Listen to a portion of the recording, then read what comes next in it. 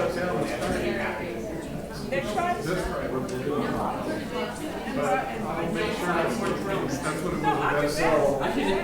So, and then I think it's after they do the shutdown, then it's very close to they fight some corrections. But the supposed to be talking about little change. But the leagues are still. Well, the leagues are still working in there, so we'll have to work with that. We have to delay. I'll have Hector get over to you tomorrow and see if we can work through different windows of time. I think I'll go around so I don't have to step over you. Barbara.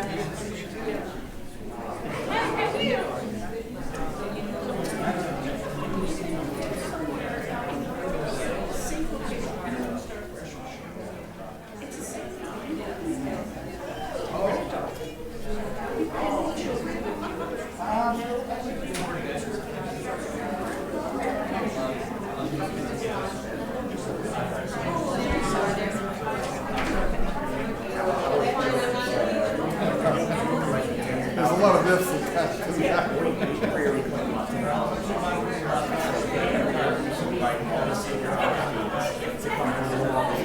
Right. Sure. Yeah. Something outside the box. Something that's not.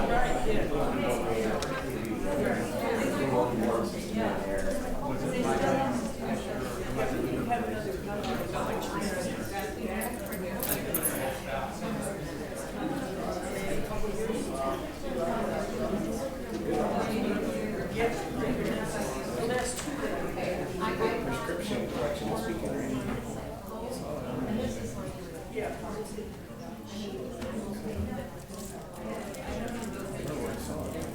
Thank you. You're from Rialto. Here is the show.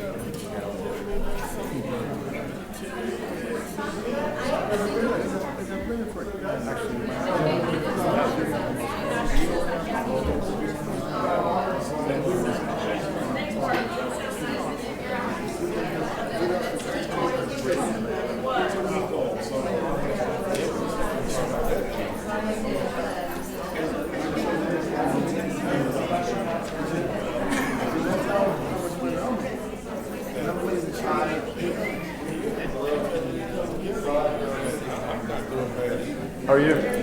Doing well. Looking for AT&T? Yeah, okay, you're here. How's things been? Good. I saw you here last week, or a couple weeks ago.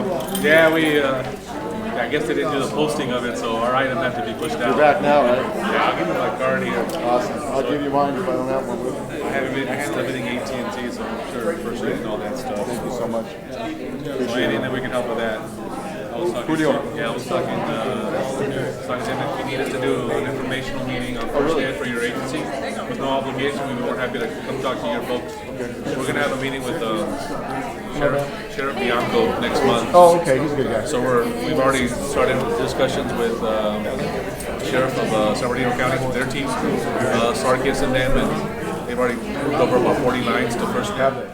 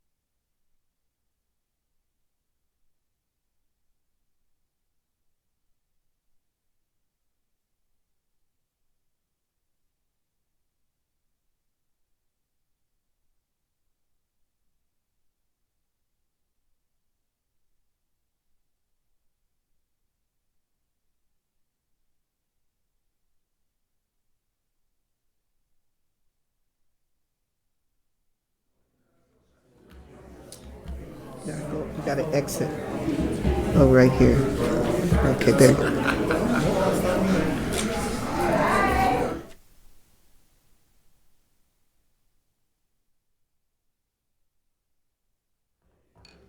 Good evening, everyone. I would like to call this council meeting to order. This is a regular council meeting of the City of Rialto. Today, April 23rd, and I'm calling the meeting to order at 6:18 p.m. Madam City Clerk, roll call, please. Mayor Robertson, Present. Mayor Pro Tem Scott. Present. Councilmember Baca Jr. Here. Councilmember Trujillo. Here. Councilmember Carrie Salas. Here. City Attorney Fred Galante. Present. City Administrator Sean Grayson. Present.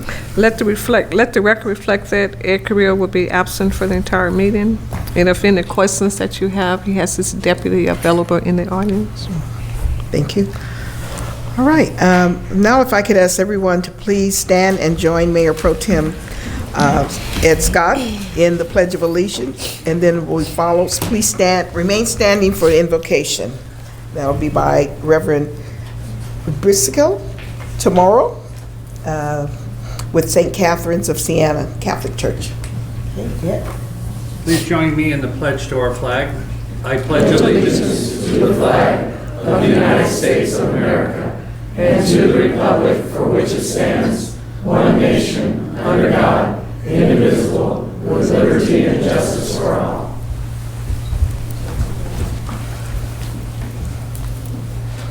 And is the Reverend here? Oh, there you are. Right there at the podium. Thank you.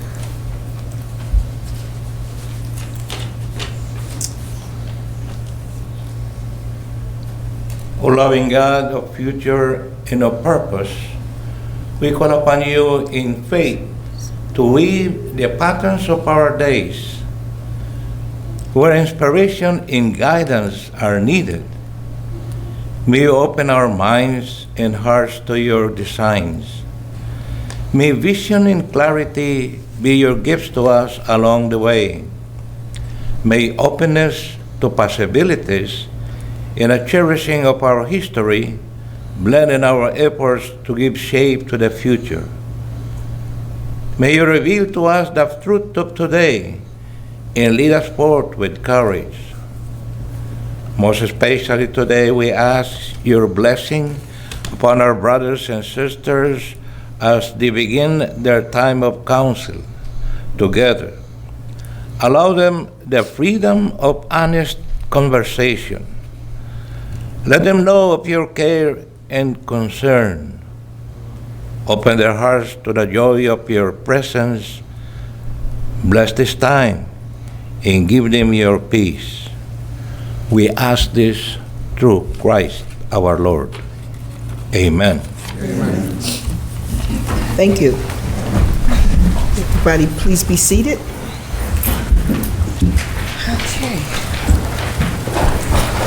Okay, now I would ask our city attorney if he would report out on closed session. Yes, thank you, Madam Mayor, members of the council and audience. The City Council met in closed session to discuss the following items. As listed on the agenda, item number 1, conference with legal counsel, existing litigation, beginning with A, Gary Cunningham versus City of Rialto Workers' Compensation Matter. City Council received an update, provided direction, no further reportable action was taken. Item B, Dane Stordahl versus City of Rialto. City Council received a status update on that litigation, provided direction, no reportable action was taken. Items C, D, E, and F were discussed together. Equilon Enterprises LLC, Phillips 66 Company, SFP PLP, and Tesoro Logistics Operations LLC, all versus City of Rialto. City Council received an update to the status of that litigation, provided direction, no further reportable action was taken. The City Council also discussed item 2, conference with legal counsel, anticipated litigation, 2 cases. On each of those, the City Council was informed of the potential exposure to litigation, provided direction in each of those cases, no further reportable action was taken.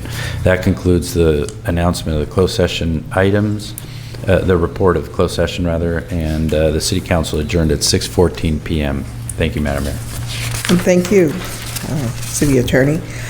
Now we're going to move to presentations and proclamations. We have 3 this evening, and I'm going to move them out of order somewhat, and we will take the International Denim Day. It'll be the 3rd presentation, and then I will take the first one, followed by our Police Chief, Mark Plain.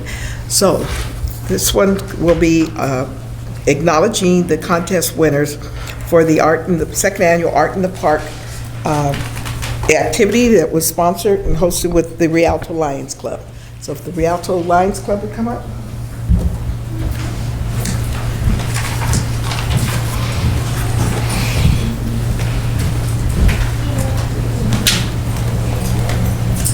Good evening. My name is President Kathy McCracken with the Rialto Host Lions Club, and we were very successful this year in having a Art in the Park.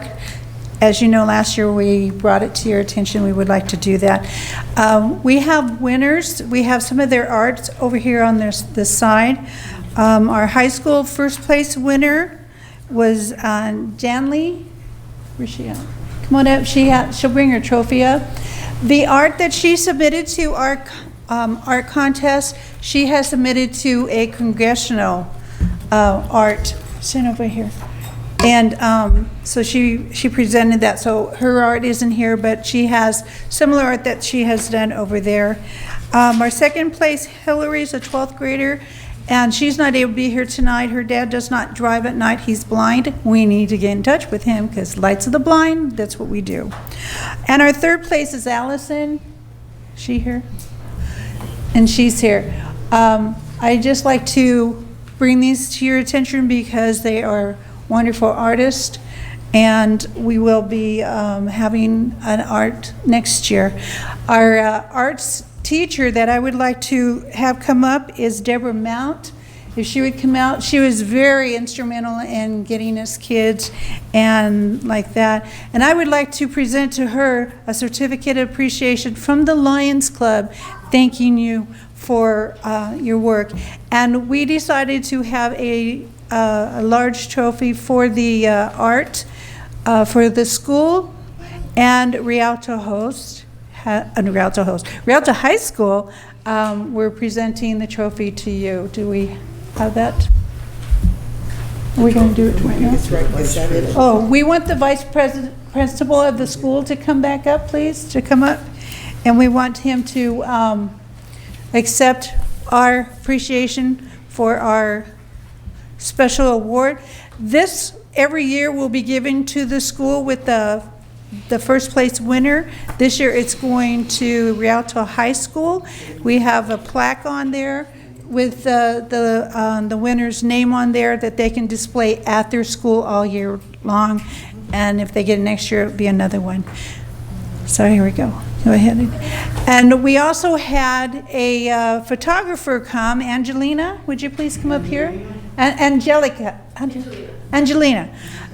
She brought photography, and she brought some of her photography, and at the last minute we decided to give her a trophy. We didn't have it Saturday. This young lady threw us for a loop because we're looking for she comes with snapshots that she had taken of different things.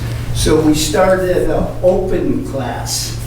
So anybody that would like to enter, they can enter. They won't be part of the scholarship, but they'll be separate on their own. And this, come on up here. She's a senior, she's homeschooled. Tell them what you did last year. Last year I started a tie-dye business from my house, and it's done very well. I have different social media platforms, and I do socks and shirts, and it's called Dye For Us, and it's from, I really enjoy doing it. It's going to be almost a year since I've started it, and it's doing very well, and I'm very proud of it. Very good, very good. Okay, thank you.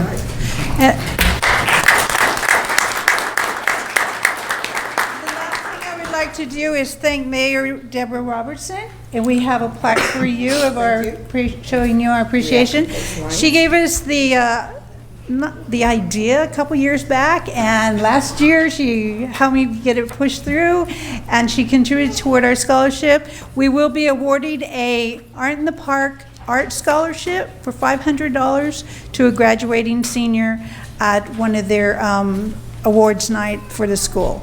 So thank you very much for allowing me to present these during your meeting time. Thank you.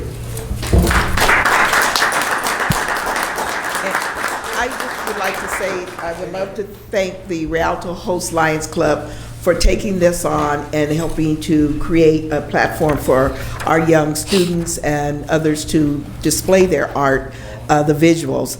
I also would just like to say I really appreciate the Rialto Host Lions Club for stepping up and helping us with a number of projects, including cleaning up in the community and also helping with the Earth to Table this past Wednesday.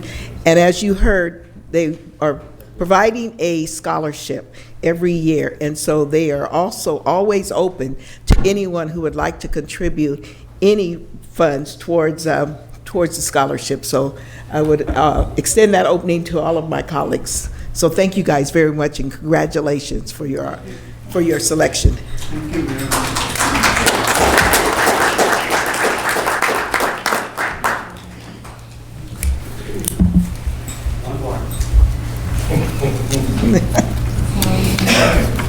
Go Rialto High. All right, yes, once again.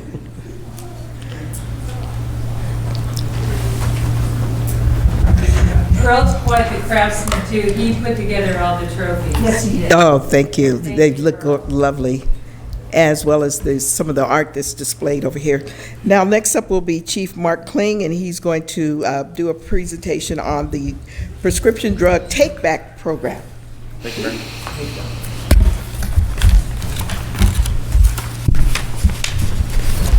So, Madam Mayor and members of the council, members of the audience, and also the Rialto community, this coming Saturday, the 27th, is going to be a very important day for us. This is the DEA National Take Back event. Just to give the audience and folks at home some information about it, the National Prescription Drug Take Back addresses a crucial public safety and public health issue according to the 2017 National Survey on Drug Use. Pretty staggering number here in health. Over 6 million Americans misuse controlled substances, and those are all prescription drugs. The study shows that a majority of abused prescription drugs were obtained from family and friends, most often from the home medicine cabinet. So the DEA's Take Back event provides an opportunity for our community to prevent drug addiction and overdose. So again, if more information about this, it's going to be at the police department at 128 North Willow. It's going to be in the north parking lot. It starts at 10 a.m. to 2 p.m. The department will take all prescription medications, but it's important to note that we will not take prohibited drugs, including any types of liquids, sharps, needles, marijuana canister, pressurized canisters or inhalers, including EpiPens.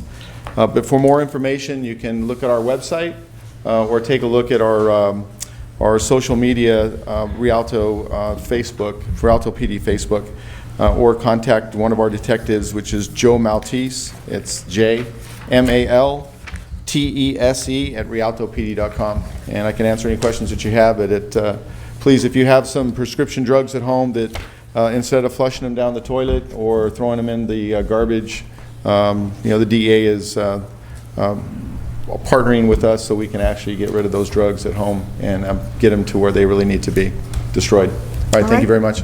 Thank you. Yes? Do they need to be in the prescription bottle that they came in? No, we'll just take them. Okay. Thank you. Thank you. All right, our next presenter will be Councilmember Rafael Trujillo, and recognizing International Denim Day.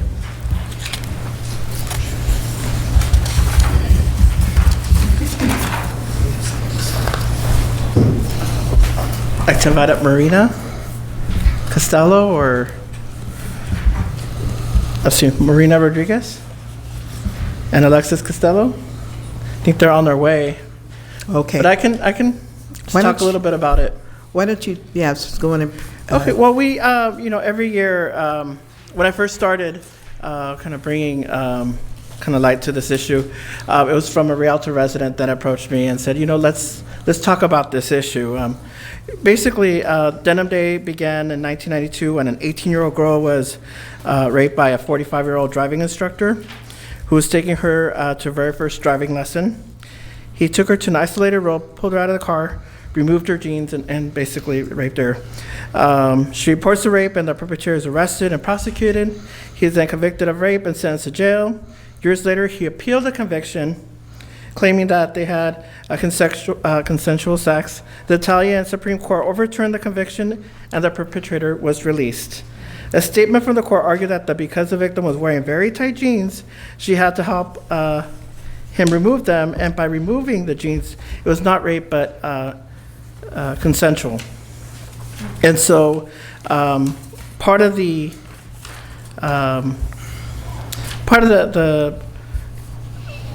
movement is that started with the Italian Parliament launching a protest of wearing jeans on the steps of the Supreme Court in Italy, and it was picked up by the international media. Here in California, the state legislators held an event as well at the Capitol in Sacramento. And ever since 1998, there have been these rallies of Denim Day to really draw attention to this issue of assault. And so it's been 20 years since International Denim Day. There's an organization locally that's been kind of pushing to create more awareness. Last year we had some representatives, and I think they're on their way today here because tomorrow is the 20th anniversary of Denim Day. But Voice is a group at Cal State San Bernardino. They pair peer educators to help students recognize the dynamics of these violations, identify ways to step in and speak up safely, and provide appropriate referrals for survivors. And all the Voice peers are highly trained, and they have this mandatory 12-hour training and weekly trainings throughout the year. And just wanted to let you know that I'm going to be wearing jeans tomorrow. I'm hoping my colleagues wear jeans tomorrow to really draw attention to this issue that basically at the end, doesn't matter what you wear. It doesn't mean consent, and and I think the state of California is very progressive in that issue. You have to basically say yes for it to be consensual. So there's a number of ladies that have worked really hard throughout the year. And I believe they're going to be on their way, but I just wanted to recognize them. I'll just mention them by name. Marina Rodriguez is one of the executive directors for the program at Cal State San Bernardino. Alexis Costello is going to be here as well. She's also doing a presentation today. They were supposed to be en route and be here today. Sonia Gama, Pangia Yang, Mixley Cedillo, Jacob Gutierrez, Cindy Lopez, Melody Kiefer, and I believe that's it. So I just wanted to thank them. I know they're publicly, just to thank them for all the work that they're doing, and that we hope to again, just draw on this issue and draw more attention on the importance of consent in today's world. So it's not just about having a conversation with your daughters about consent, but also having a conversation with your sons as well. So I know I have a wife and 2 daughters, and I always think about the importance of talking with them, but I think it's even the sons are just as important as talking with the daughters about safety. Thank you so much. Thank you.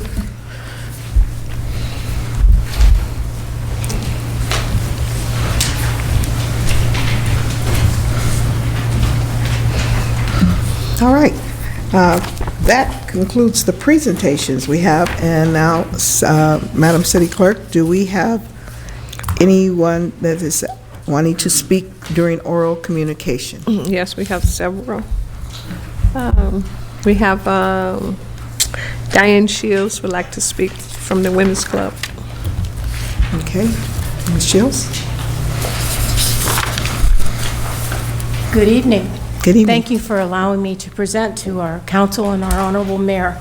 I am the president, Diane Shields, of the Women's Club of Rialto. Each year, we have to present to our federation what we have done for our community. So I have presented each of you with a statistical report of what the Women's Club of Rialto has done and given back to this community. Tomorrow is April 24th, which is also the General Federation of Women's Clubs Federation Day. They've been in existence since 125 years to give back community service. So I am here to give the statistical report that we presented to our state.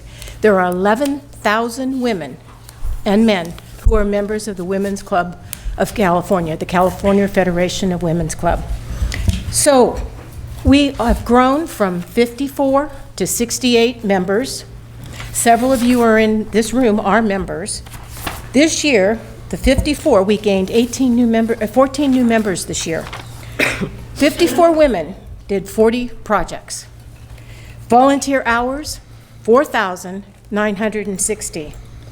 Dollars donated, example scholarships and back to the community, $6,843. In-kind donations by our members, $2,325, which means they donated that. They didn't ask for reimbursement. Dollars spent, $1,243, and that was on membership and leadership. And we raised, by fundraising, $7,397.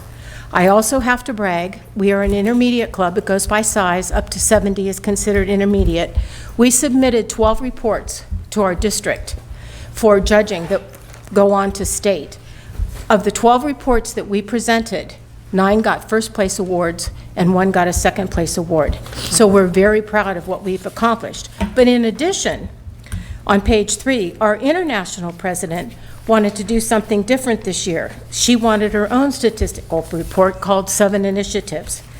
So she wanted tree planting. We collected and had 3 acres of trees planted to replace what's been burned out in California. A new one for us, and the support of the city of Rialto, was the Souls for Souls. We never dreamed. We gave back on Souls for Souls 250 pairs of shoes to be used. And then her other project was Dr. Seuss book donation project. We contributed 34 hours. We donated 215 books, 70 which were Dr. Seuss, 145 were other books. The members spent $445 on these books, and they're going to be donated to 2 of our public schools. So I'm here to say the Women's Club is very proud of what we do, but we are also very proud of what the city of Rialto does to support us in this. And as a result, I have a certificate from Mayor Robertson. You want me to? I'll come down and see you.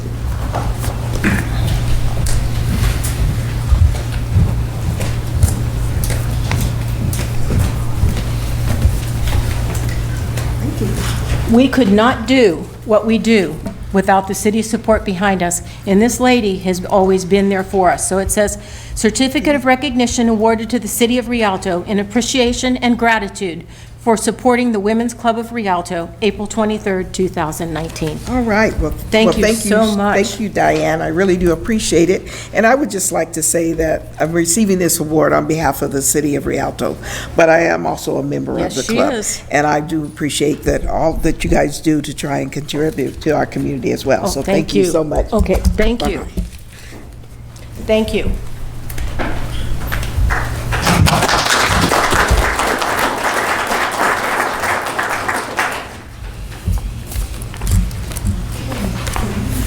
Right.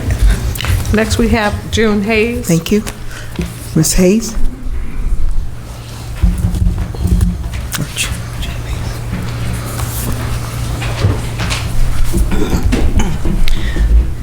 June Hayes, San Bernardino Valley Municipal Water District. Madam Mayor, members of the council. It's often said that whiskey is for drinking and water is for fighting. And that has certainly been true in the Southern California area, and especially in the Santa Ana watershed. The Santa Ana watershed starts up in the mountains above Seven Oaks Dam, goes down through San Bernardino Valley, down through Riverside, down to Orange County, and out to the ocean. We've been fighting over this for years. Orange County initiated some lawsuits in the 1960s after a very long drought. It was about a 20-year drought, about the same length of time of the recent drought that we are still experiencing. And Orange County was of the opinion that they weren't getting their fair share of the water from the watershed. Lawsuits were initiated, and I think over 400, maybe even more, lawsuits. They were boiled down to a couple lawsuits, and in 1969 there was actually two historic judgments. One was the 1969 judgment, and the other was the Western judgment. The 1969 judgment says that a certain amount of water from the upper watershed, that is from San Bernardino and Riverside County, must be delivered to Prado every year. And then the Western judgment says that San Bernardino has to deliver a certain amount of water to a place in Riverside called Riverside Narrows. We have been doing that since then. The 1969 judgment tasked San Bernardino Valley Municipal Water District with that task. They contracted with the city of San Bernardino and the city of Colton to deliver that water.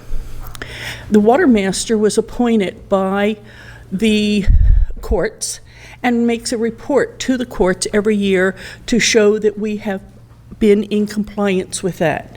Now, what is Rialto's role in that?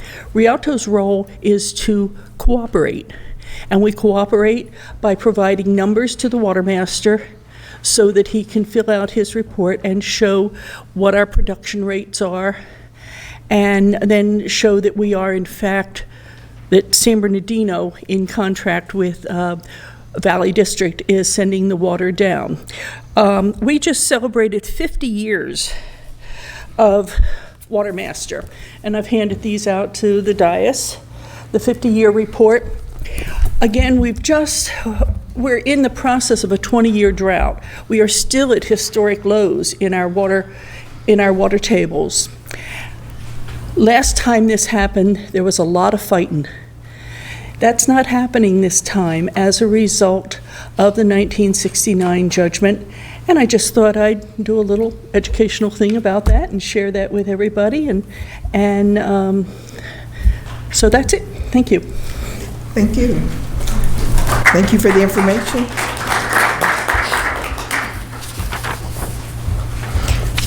And our next, we have Lupe Camacho. Ms. Camacho.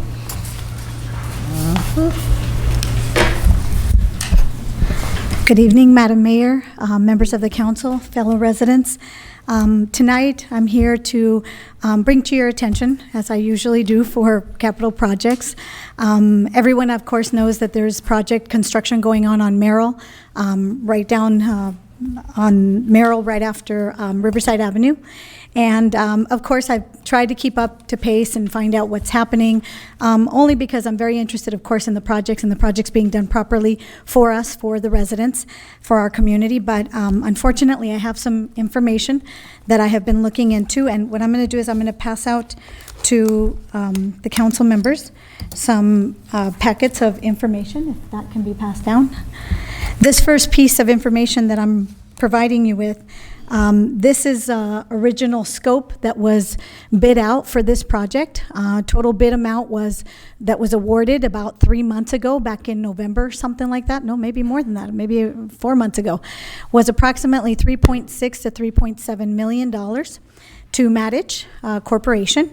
And I went out there last week just to check out what the project was going at, see if the traffic control was up. I'm very usually concerned about traffic control, particularly on such large projects. And I found out through the inspector that the scope of the project had been changed for Merrill and for Valley. Merrill and Valley consolidated together make up over 80% of that project. So after the process was done through the bid, you guys awarded it, everything was good, it was changed. So I wondered as to what this change would do to the budget, and now I'm going to pass out the second packet of information. And this packet of information will show you what the cost would have been had we bid this project out the way that it's being constructed today. The project originally called for full depth removal and replacement, which meant that we're going to remove everything that's junky and come in with brand new stuff. It's very labor intensive, yes it is, and therefore it's expensive. I mean, that's just what it is. When you're going to go in and rehab your home and you're going to do it full depth, it's going to be more expensive than if you do a patch-up job.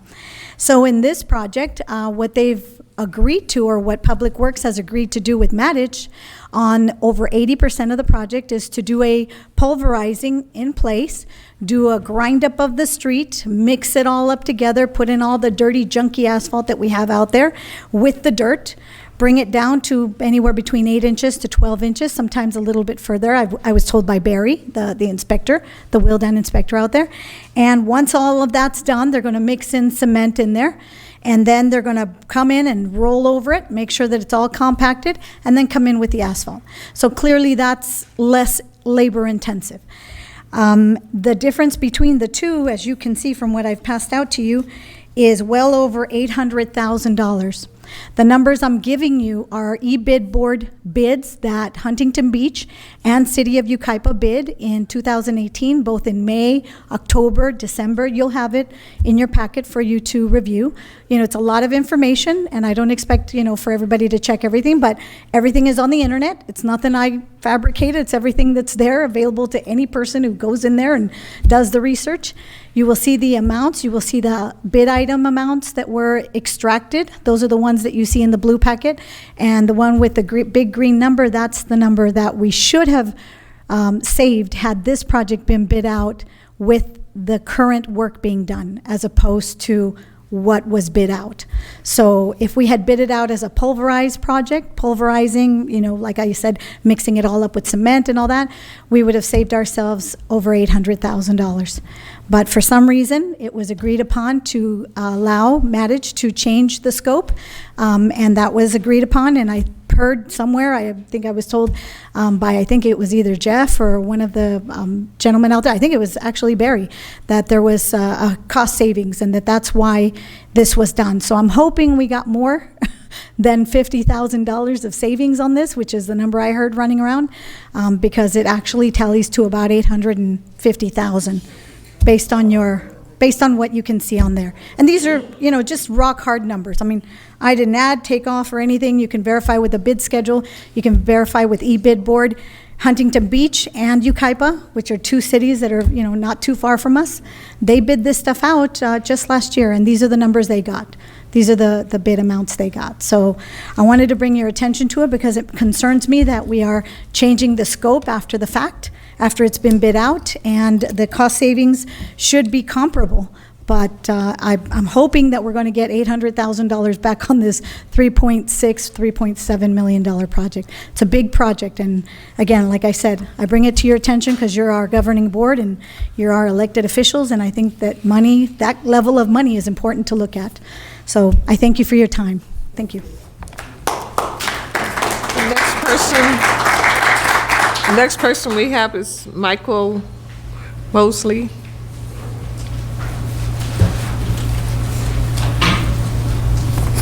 Hi, I stand on behalf of Michael and Olivia Mosley. We are, well, respect to the mayor and to all the council members and to all the present.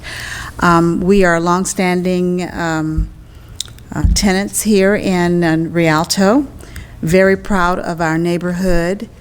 I called code enforcement because we have new people in the neighborhood, and they may not be aware, even though we have spoken to them, to not leave their trash cans out in front of their garage and all the other barrels for debris, and they cut down 2 trees and etc. But code enforcement transferred me to the clerk's office. In the clerk's office, I wanted to know when I called code enforcement, they said that the council had on their agenda that it's okay to do that, but it had not been approved yet, and we wanted to know how could we have input on it, and we were told to be here at this meeting at 6 o'clock. So we're here wanting to know if that particular code is going to be changed. If so, we don't want it to be, because we're proud of our neighborhood. It brings down the value when you have debris and receptacles outside. Was there something else you wanted to say? Yeah. Well, originally, when we moved there, this was over 15, 20 years ago, we had to go through the city to get the receptacles. And at that time, there was a gate that should have been in front of them to partition it off, where you couldn't see it from the street. Well, ours was set up where they were actually behind the gate, so we were taking them behind the gate, and we had left one can out that was pulled in from the street, from the actual trash truck, and we didn't pull it all the way in. And that's when code enforcement came to us, and that's how we knew about it. And we had to put an actual gate there in front of them so you can't see them from the street. And now it's like, from what we see now, for that to just go away and it not be where that still remains by the city and enforced code, it kind of makes the whole neighborhood just kind of go to something that a little less than what it has been over the last 20 years. So we're here to find out if you guys are going to continue to enforce that code, or is it just going to go by the wayside? And it's such a little thing that can be done to help keep the community clean, because we are having other problems and issues with graffiti and different things like that, and to leave trash cans out just doesn't help the issue. So, thank you.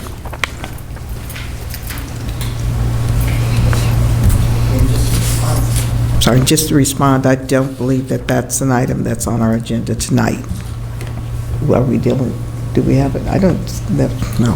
I was looking here to see if there was one. Excuse me, Madam Mayor. Yes. It's not an agenda, item that was on the agenda tonight. Okay. But we were informed by code enforcement that it was on your previous agenda and it was not resolved, or it was not approved. Okay. And for us to revisit that we had to come. So we just want to bring it to your attention that we don't want it approved, and if there's something we can do about that, because we want to keep the value of our neighborhood and keep the integrity of it. Okay, thank you. We have, got it, okay. All right. The next speaker we have is Geraldine and Kelly Mary Stewart, Soul Food. Yes. Madam Mayor. Good morning. Council. I'm interested in knowing why that I've talked to Mr. Scott, not Mr. Scott, the gentleman right here, Mr. Steele. And the mayor had gave me direction about opening of a new building. And I never get no information. I've called, and for minority businesses, we should have the same privileges as everybody else. And I think they ought to have something done about that. The mayor gave me direction to follow, and I followed that direction. And she's doing her best to help us get to a better location. This place that they're building, you can't build a restaurant without input from the people that's going to rent the restaurant or going to own the restaurant.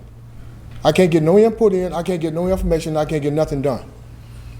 All of the new buildings, new restaurants is in town. We've been here more or less than almost 7 years, paying a lot of taxes. We should be on the list to be moving or to be thought about as well as not a new business, but a Rialto business. Thank you. Thank you. I do believe Mr. Steele that he's referring to the developer at the Walmart site. He has not heard back from him. Yes, and I spoke with him today. I told him I would talk with Bonk and Michael Stuper about it. Okay, thank you. Any other for oral communication? Everything else is for Tab items? Yes. All right. Okay, thank you. Yes, I think your individuals have arrived, so why don't you go back down and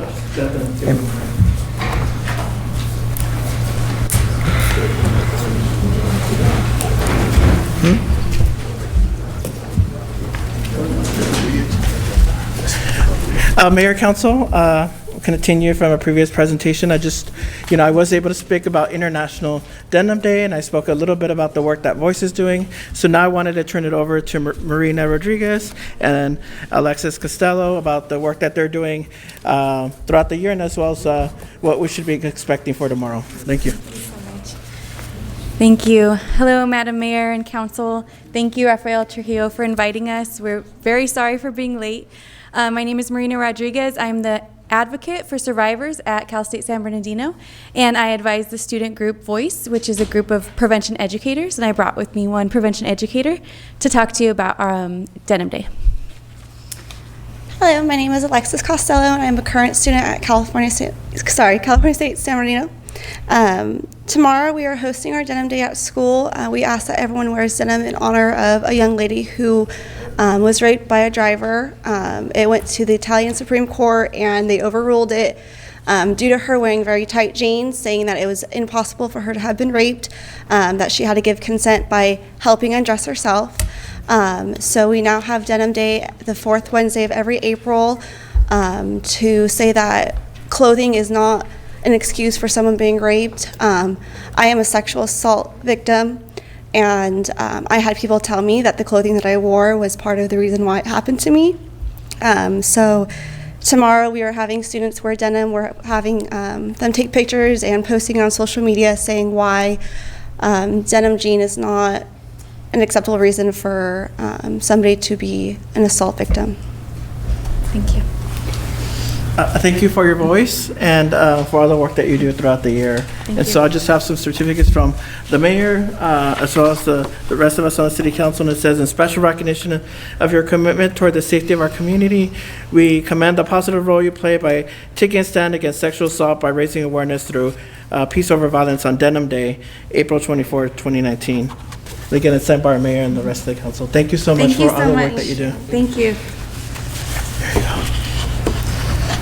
Alexis. Thank you. And here's the rest of them. Thank you so much. Thank you so much. Have a great day.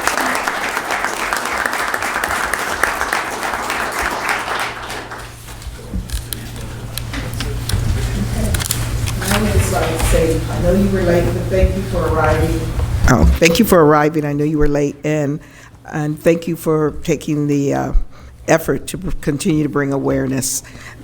In the course of her presentation, she let us know it's the fourth Wednesday in April, so regardless of the date, so thank you.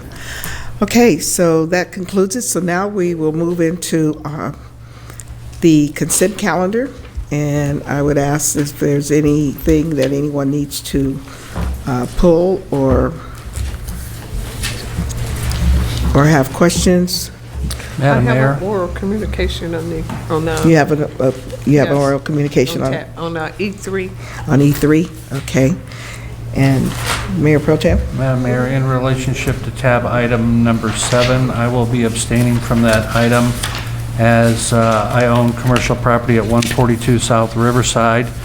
The proposed project is within 500 feet of my property, so therefore I will be abstaining. Additionally, there was a tab item or a consent item that I had a question on, which was E1.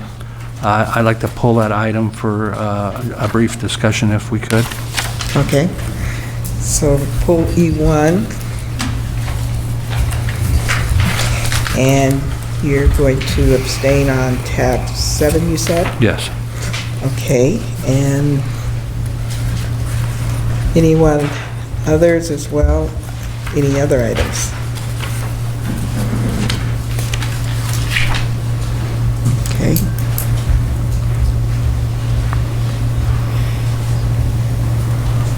All right. Anyone else? No? Okay. So with that, let's. Oh, no, we have a speaker. The speaker. Yeah, E3, Ms. Lupe Macho. Okay.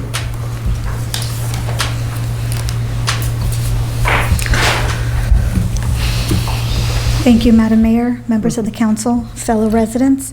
I'm speaking on E3 today because it's the list of projects that are being put forth for the SB1 RMRA, Roads Maintenance and Rehabilitation Act funding that we receive from the state and that comes through SBCTA, if I'm not mistaken. Actually, maybe we get it through the what's it called, the Department of Finance or something like that. Anyway, it's the RMRA funding. And this funding is, of course, SB1 funding that we get it, and we get it as an allocation based on our population. The list that is being put forth, I'm going to pass out to you just to kind of give you a glimpse of what If we can have these passed out. What I'm passing out to you right now is the list of projects that were reported or at least put forth for this last year, 18-19, and then you'll see the ones for 19-20. And I just want to bring to your attention the description of the work that is being done. The item on the column, you'll see it, there's pink highlighted and there's also red underline.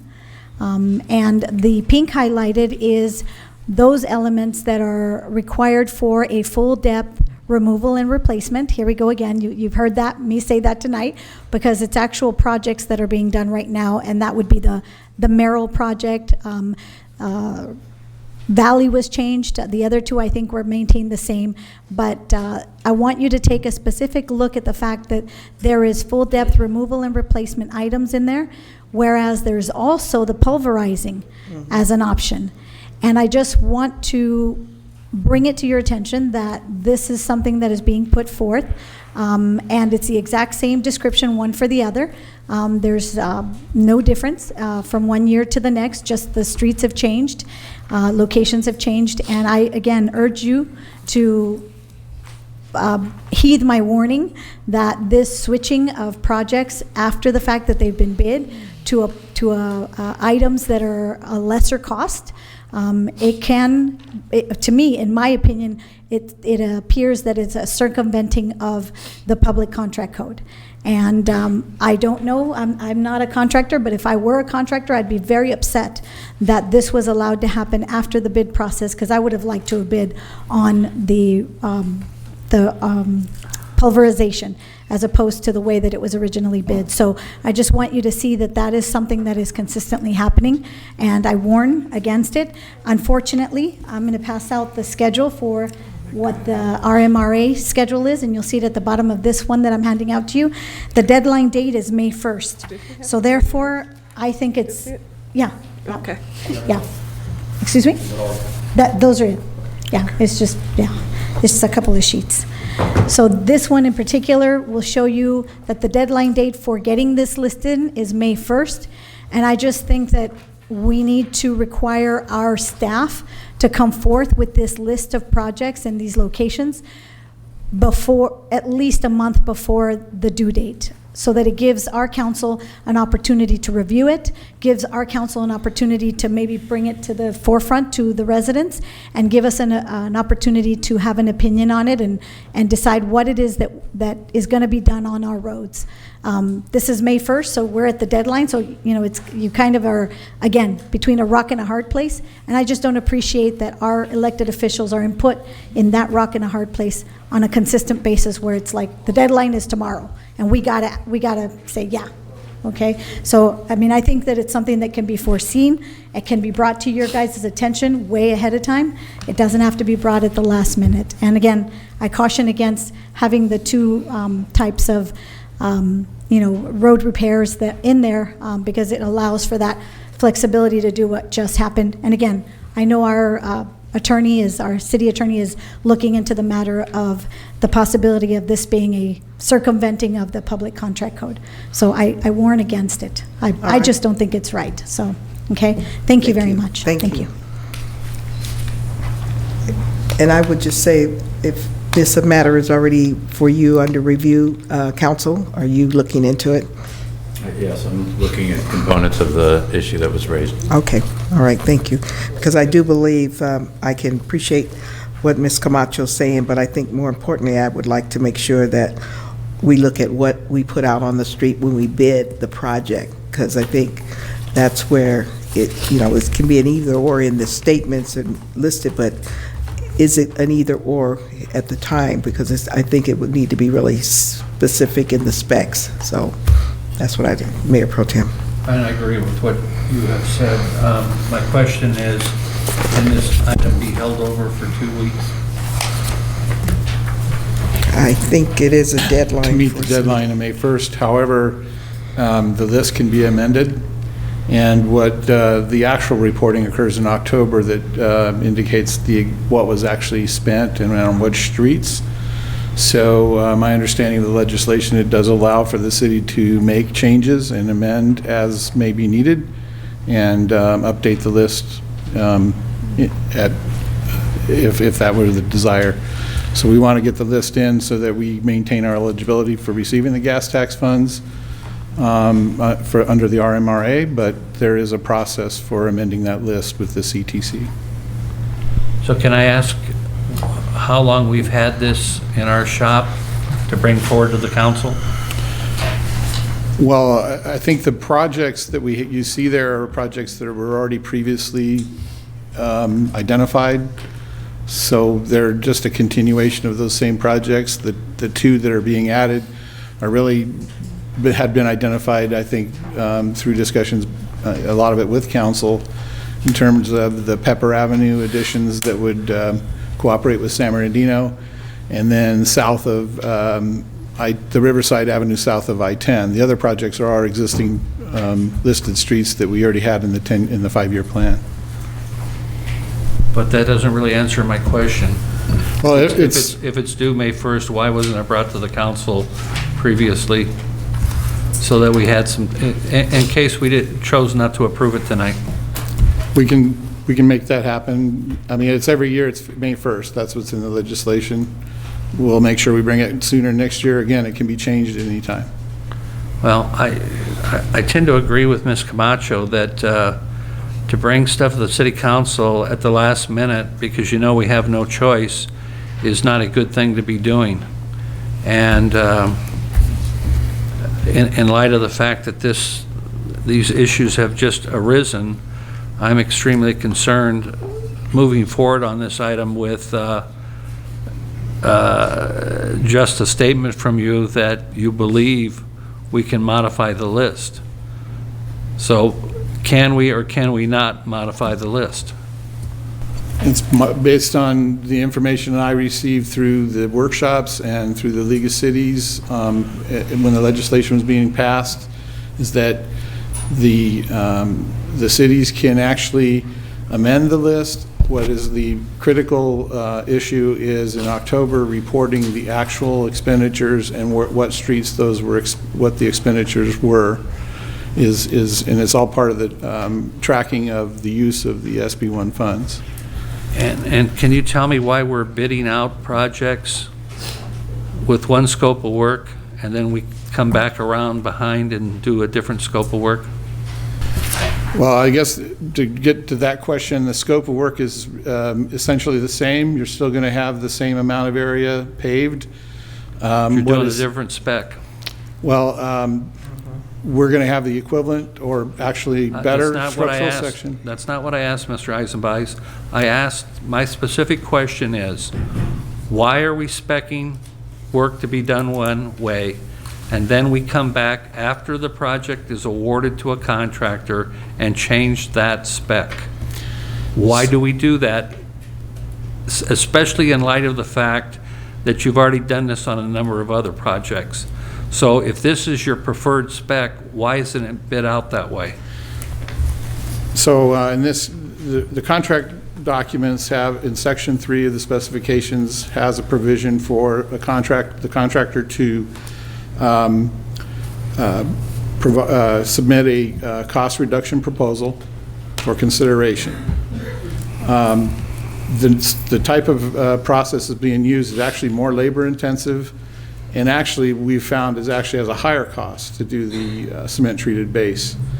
So in this case, the contractor submitted a cost reduction proposal that would decrease the amount of time so that we would have the paved street sooner, so we get it open to the public quicker, and reduce it basically is a favorable in terms of recycling the material. So because it was actually on Merrill Avenue, it's a very almost equivalent, maybe a little bit slightly higher cost, but overall when you combine with Valley Boulevard, it ends up with a slight reduction in cost. It was a favorable decision based on that proposed cost reduction proposal submitted by the contractor. So the specs provide for that. We're going to get an equivalent structural section that will have the equivalent 20-year life, and it reduces the time of impact on residents, gets it open sooner for traffic, and also reduces some of the trucking and the, some of the other negative aspects of not recycling the pavement. So that was what went into the decision-making. Well, I can tell you, one of the negative aspects of this whole thing is you're grinding up asphalt down there, which is coming into our yards, our homes. It's a mess down there, in case you haven't been down there. You're, in my opinion, subjecting residents to some not good environmental conditions. They may be watering the streets down there, but it's literally a mess, full of potholes,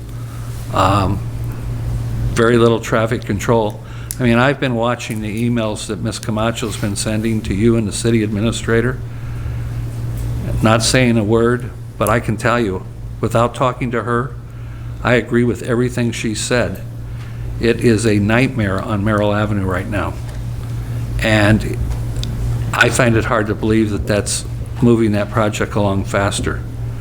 But again, I continue to be concerned why we are allowing a contractor to change the specs on a project. We should be requiring the best spec we can on our streets, especially streets that have truck traffic on them. Merrill Avenue has truck traffic to a number of facilities that this city has allowed to be built along there. Therefore, it should have A1 paving. So why are we changing a spec after it's been bid out? And that's my question. Mr. City Attorney, I have discussed this with you. I'm going to ask that the council direct your office to open an investigation into this and to get outside individuals to give us advice on this and view these projects and tell us whether or not we are doing the right and proper thing by changing bid specs after the projects have been bid out. It just seems very odd to me, and enough is enough. I understand the request. All right, and with regards to the item that's on consent to move forward, I was going to ask, in the interest of moving it forward, and as you said, we can make adjustments or add things later until you find out.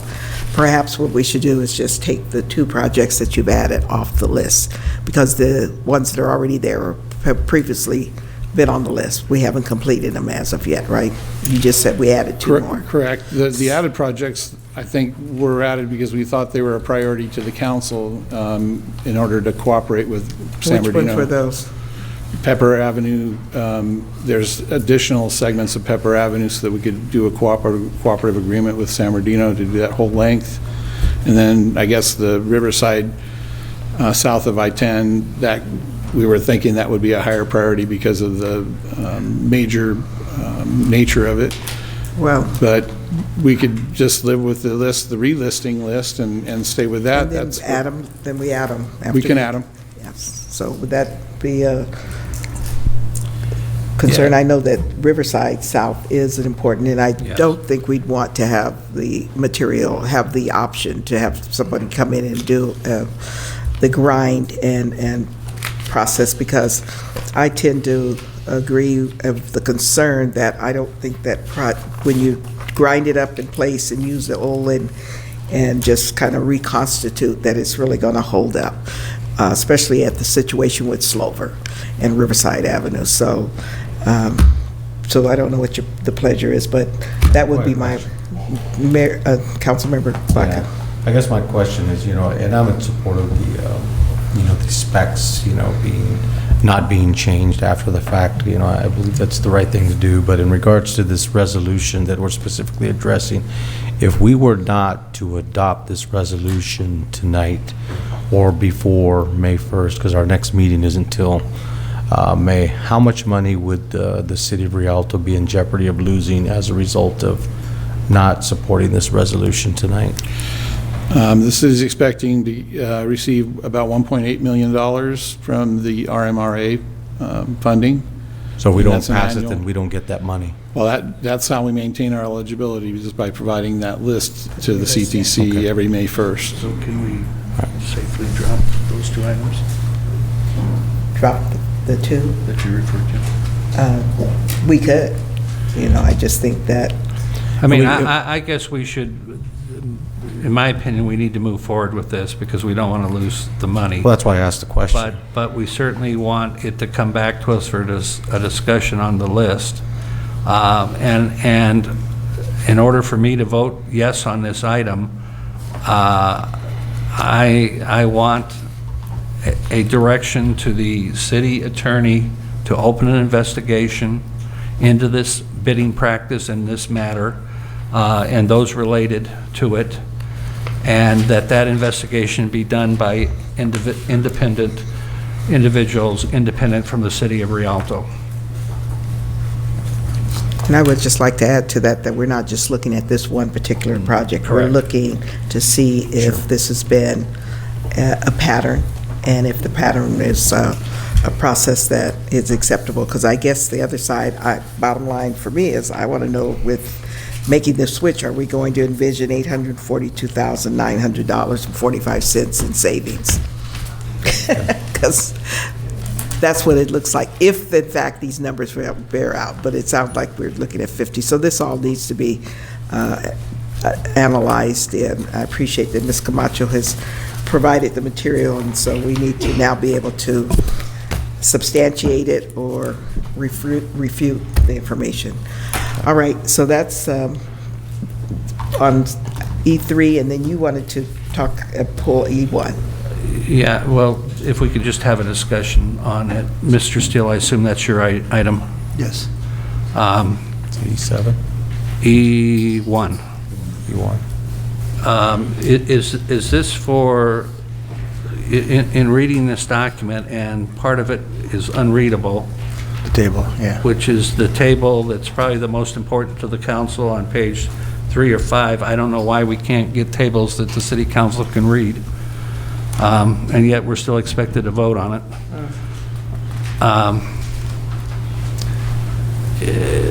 These are for impact fees?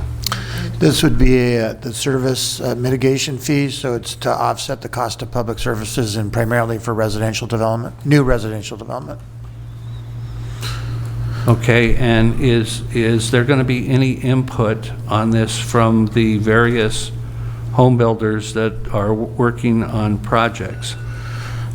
We can certainly outreach to the home builders. The major ones, Renaissance and Lytle, already have agreed to this fee in their development agreements, but it's the small infill builders that are paying it now. Okay, and does this necessarily have to go through tonight? It doesn't have to go through tonight.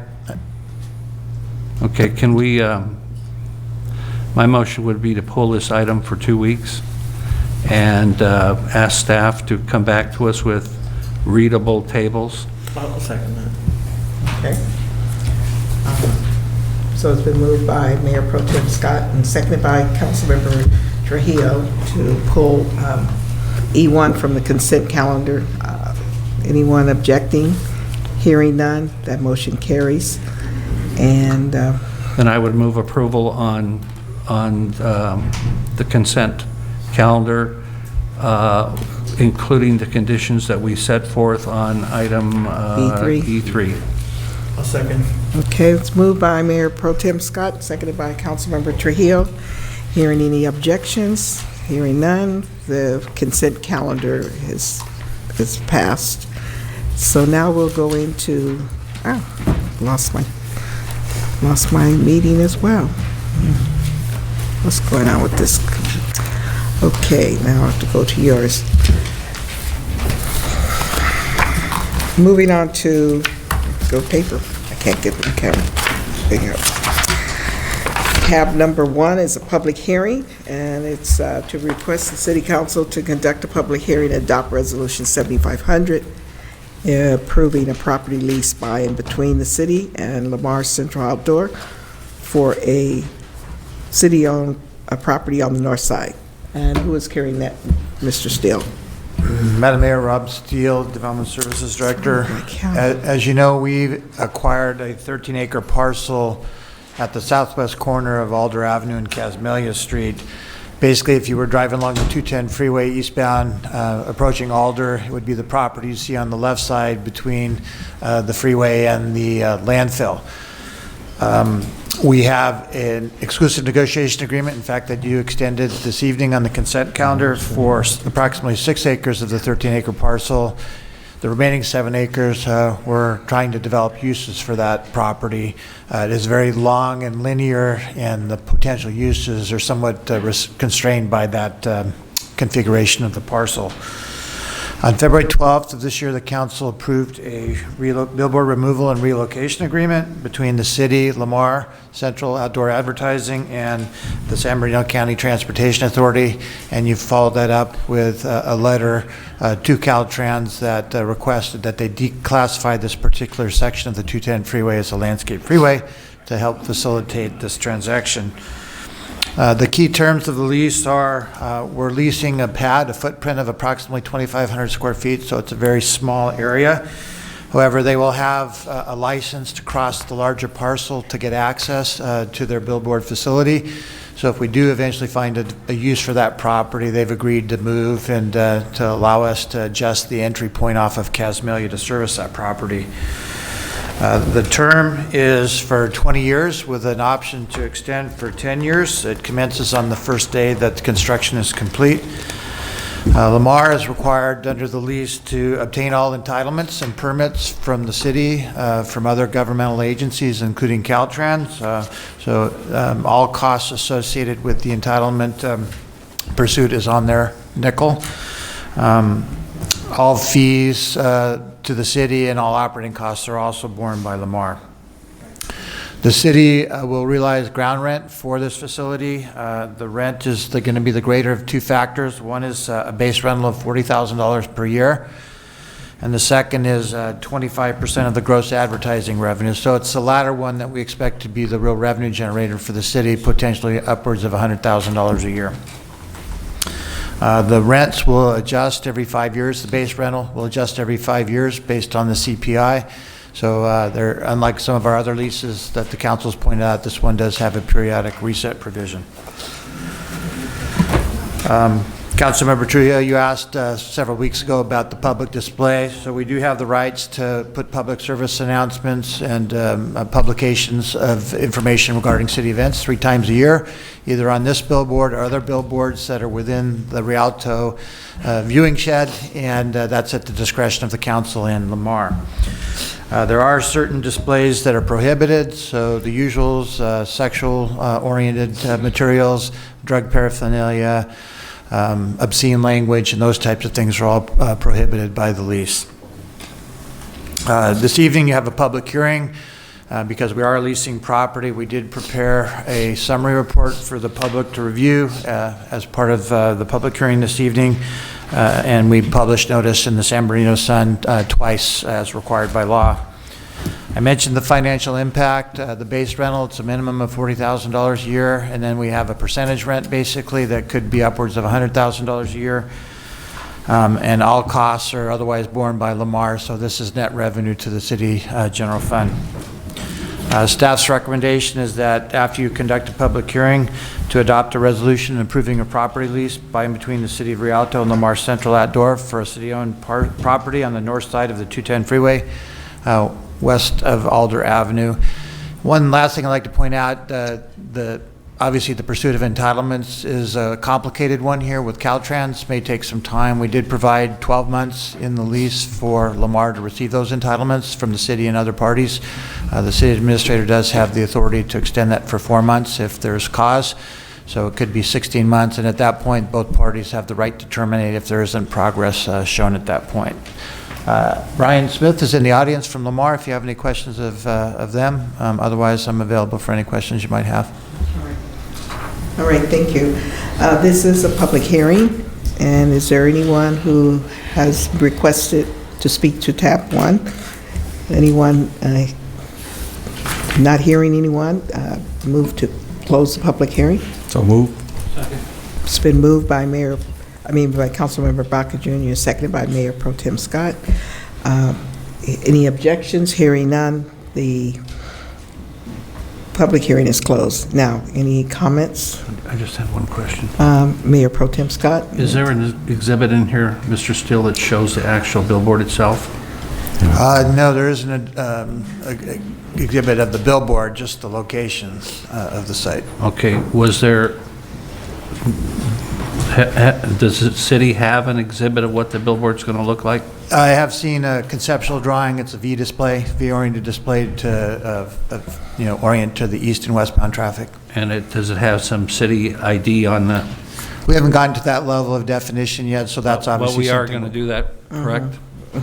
Yeah. Not like it got left off of the other one on the 10 freeway? Then it was, Oh, the well, it didn't left off, it just that when they changed it, all of a sudden it was. It fell off. And if I may, Madam Yes. Mayor, we could certainly add that requirement to the lease. Well, I thought that we'd seen pictures in EDC of it, that's why. I'm not sure, I'm trying to remember if it was this site or the other sites that we've been looking at as well, but there were conceptual Okay, representations. I just, because that is the entrance into the city off the 210, so I just want to make sure we have some name ID up on it. I seem to We'll work recall Lamar. that we did have that discussion, because I recall he specifically complimenting the city of Paris's city's recognition on the billboard. So, Yeah, I remember. so we'll definitely, if you think it needs to be, but I think just verbally it is understood. This approval will come to the Planning Commission, so that could be a directive. Okay. Councilmember Baca. Yeah, no, I was going to ask the same question because I didn't see a design on the report, but, yeah, I too would like to see, something along the lines of a city logo or city design. I remember the last time we had one come before us, we did have some options to choose from. We didn't have any options tonight, but as you said, it's going to get to that point. The other thing which I think is a great thing is this is kind of an oblong-shaped property which we're going to actually generate revenue off of, which we wouldn't have used for anything. So, $40,000 a year guaranteed lease for 20 years plus upwards of 25% up to $100,000. I think this is a great, revenue generator for the city. Not going to save the city, but it's going to help bring revenue to the city and, hopefully get a good-looking advertisement sign in our city. So I'm in full support of the project. Okay. So I move approval. Okay. Second. It's been moved by Councilmember Baca Jr., and I think was that you? Seconded by Councilmember Caracellis. Any objections? Hearing none. Motion carries. Yes, speak up. Louder. Tab number 2. Okay, and this one is an ordinance, I believe. City Attorney, will you be presenting that? Thank you, Madam Mayor, members of the council. I have Christy Lopez of my office, who's a wireless telecommunications specialist. What you have before you, which is different than the last time this was before you, we don't have the ordinance. That will come back at a public hearing setting. We needed time to notice that public hearing. What you do have today is the urgency ordinance, and then the resolution that establishes the aesthetic requirements for these small cell telecommunications facilities. And I will turn it over to Ms. Lopez to provide. We do have a PowerPoint. Hopefully Gabe can load that on. And I will turn it over to Christy. Thank you, Fred. Good evening, Madam Mayor, honorable members of the City Council. Like Fred said, I'm with his office. I am Christy Lopez. And I have been doing wireless telecommunications since I was in law school, so it goes pretty far back. I find this stuff very interesting. Now, what we have here is actually a pretty critical time in the area of wireless telecommunications law. The FCC has issued an order that limits the city's authority to regulate certain parameters that relate to small cell wireless facilities. The picture you see is an example of one of the small cell wireless facilities. That's 2 panel antennas that have been mounted to the side of the structure. More commonly nowadays, though, you'll see a canister that goes atop. the vertical infrastructure, whether it's a light standard or utility pole, and then there's some accessory equipment that goes along with this that will be pole mounted or ground mounted nearby. And so with respect to just these facilities, not macro sites, those are the large facilities that you see that look like fake trees or are unstealth with large, 12 sectors. What we're talking about tonight is only small wireless facilities.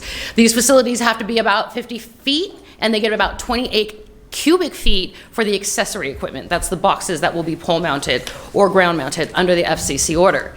So that's all we're talking about tonight, is just what they refer to as small wireless facilities. Now, the FCC issued its order back in September of 2018. As soon as it did so, it spurred a bunch of litigation. We're currently right now watching the litigation to see how it's going to play out. It was moved to the Ninth Circuit. Local governments like yourselves filed a stay to prevent the FCC's order from being put in place, and then allowing the cities to work under the old FCC orders and not being compelled to work under these new, very strict FCC orders. Unfortunately, that motion for stay was denied by the courts, and so we have no choice, at least at this time, to go forward since the FCC order is currently in effect. One of the most dramatic changes to the FCC order is the timeframes in which the city has to approve or deny a small cell wireless facility, and we'll go into that quickly. But because of these short timeframes that the city is obligated to comply with, it's imperative that it have a streamlined process for analyzing and assessing small wireless facilities in the right-of-way.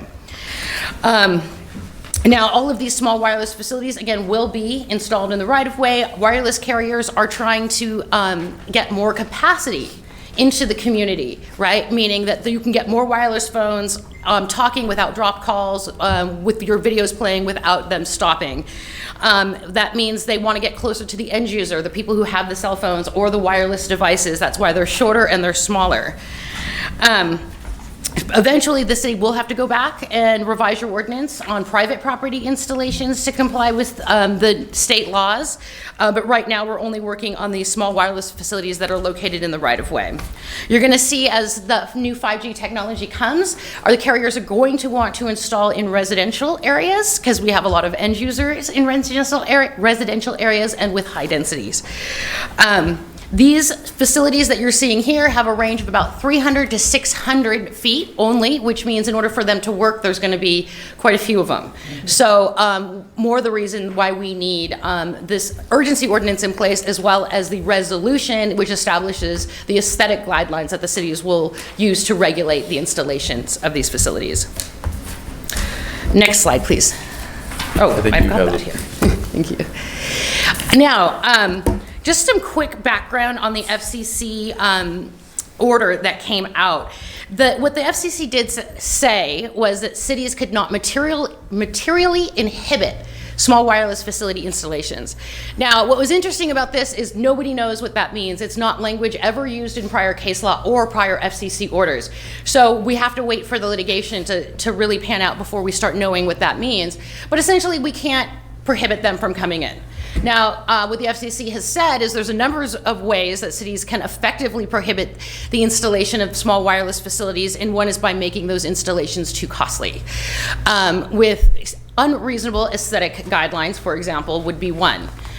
So what they said with respect to aesthetic guidelines, the cities are able to impose those kinds of standards as long as they meet three prongs. One is that they're reasonable. Two is that they're non-discriminatory as between the wireless carriers, and that they're objective and pre-published. So the FCC order said that with respect to the aesthetic standards, they would take effect. The FCC order would take effect as of April 15th, 2019. But note that the third prong says objective and pre-published. Now, the word published was never used in FCC orders, state or federal law before. Publicly available is a term that's been used, but published was new to us. So at this point, we have published a draft of the resolution with the aesthetic guidelines onto the city's website so that we at least have a stopgap until we have something else in place, and gives us a legal argument to say those are the city's aesthetic guidelines until something more permanent is adopted. And that's what you'll do tonight, assuming you adopt the resolution with the aesthetic guidelines. Now, here comes the shot clocks. Previously, for small cells, we had up to 150 days for some of our small cell wireless facilities in order to approve or deny them. We had 150 days from the date an application was submitted. There were ways to stop the shot clock during that time period, and that was by sending a notice of incomplete to the wireless carrier. Now, the FCC has said we have a total of 60 days in order to approve or deny. And we can stop the shot clock once, provided within 10 days we issue a notice of incomplete. That first NOI notice of incomplete will restart the clock. After that, we have to respond to every resubmittal within 10 days in order to stop the clock. So again, we have a very short timeline. Staff is going to be working under very tight time parameters, so we need the resolution as well as the ordinance in place to streamline that process. There's also some prior case law that came back out in 2012 that deals with modifications or co-locations of already existing sites, and your code has been revised to reflect that law as well, just so you're in compliance with all prior FCC orders. So going to the aesthetic requirements, and the reason this is key is one of the only things that cities are able to regulate with respect to small wireless facilities is the aesthetics, right? And not only has the FCC done a good job of limiting our authority, but we still have case law that has come down that said in the state of California, cities, local governments are able to regulate aesthetics. And that was recently decided by the Supreme Court just a few months ago. So that is really good news for California cities.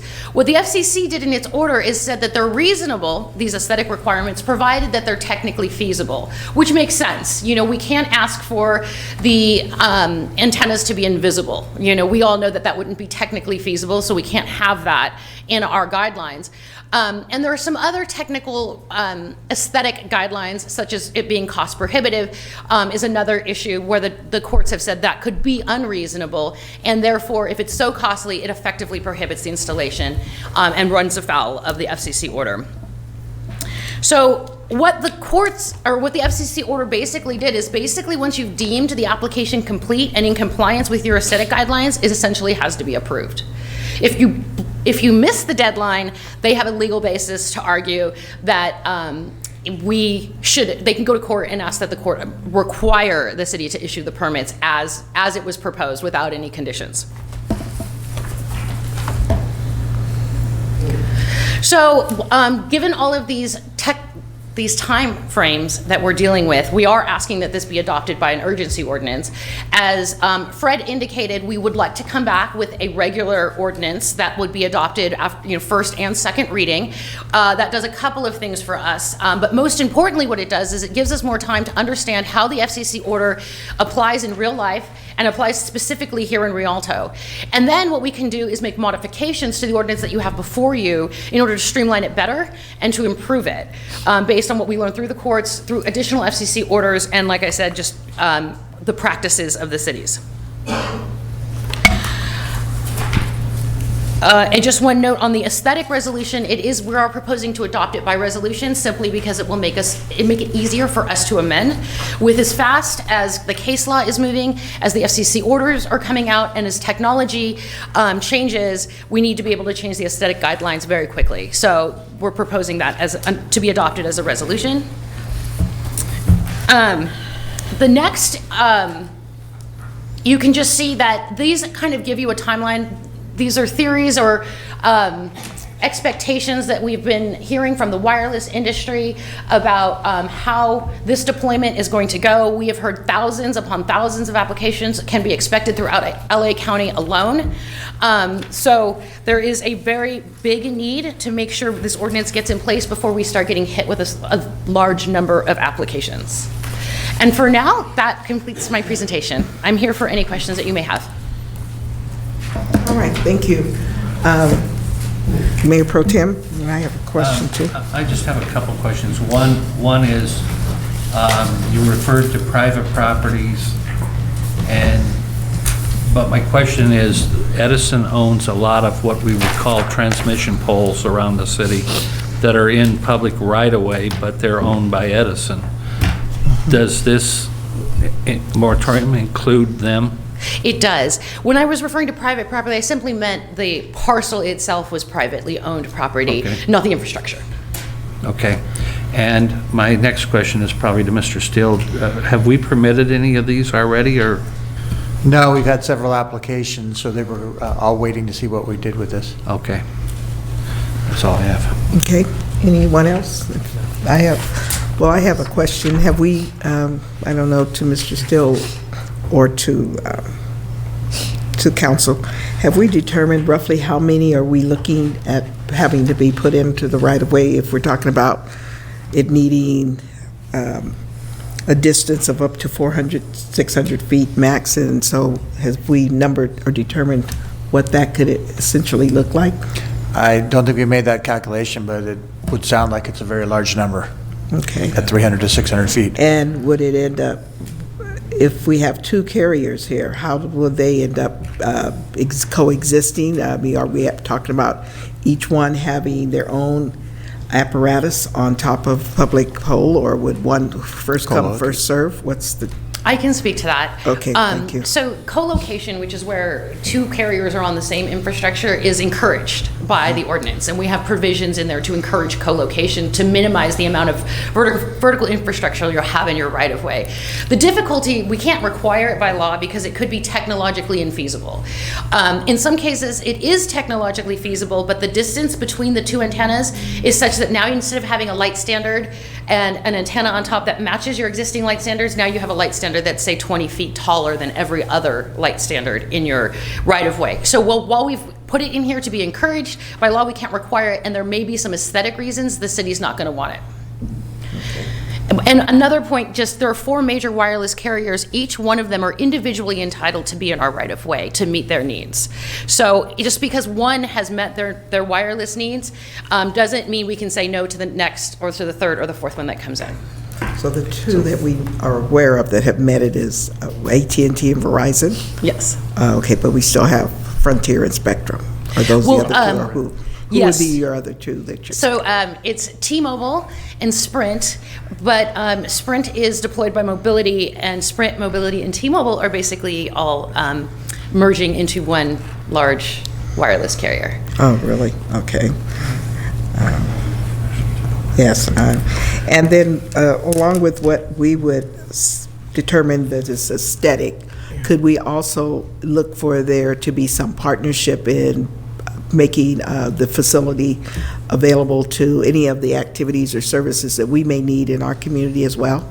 You know, I have seen public-private partnerships in some cases. The issue will come down to, under the FCC order, whether or not the wireless carrier is bearing some sort of cost that's unrelated to the installation. If it's a separate project from the wireless deployment, let's say, then we could run afoul of the FCC order. But there are ways that we can negotiate and just have discussions about that. Okay, because I think that we're basically talking about utilizing the public right of way and our existing facility infrastructure, so I would hope that there would be an opportunity for a conversation for them to partner and help make some things accomplished in our community that we would like to see. Yes, Mayor Pro Tem. And I'm talking about surveillance and cameras, just so you know. And mine's not on that line. My question is, they're basically putting these structures on our structures, which the taxpayers paid for. I have 2 of them in my yard. So us as residents have no say-so about that, I'm assuming. There is a process. And there is a process? There is a process upon which the applicant would notify, or the city, depending on how the city chooses to handle it. Right now, it's set up for the applicant to notify residents within 300 feet. The requirements for the notice is that what the proposed site will look like, general description, location, when the final decision will be made by the director, and that a public hearing will not be held because of the short deadlines that we have, but that the director will take in all written comments from the community. And who has the ability to either approve or deny it? So in your particular case, I think your director that this is vested with is your Public Works Director. Let me just double check that. It's an encroachment permit, I think, is the Development services. Thank you. Is it development services? Thank you. It is, and is there any compensation given to the city based on the fact that it's on a city pole? So in a separate FCC order that came out about a month before this order, the FCC has decided that cities cannot act as landlords per se, even with its own existing vertical infrastructure. So it's actually dictated how much the city can charge for use of its light standards or other city-owned vertical infrastructure. There are certain safe harbor provisions that we can charge, which the FCC has deemed per se reasonable fees, but they're well below what most cities already receive for what we call pole attachments. And so what the city will ultimately receive, I think, is going to be a big question for how this gets resolved under the FCC order.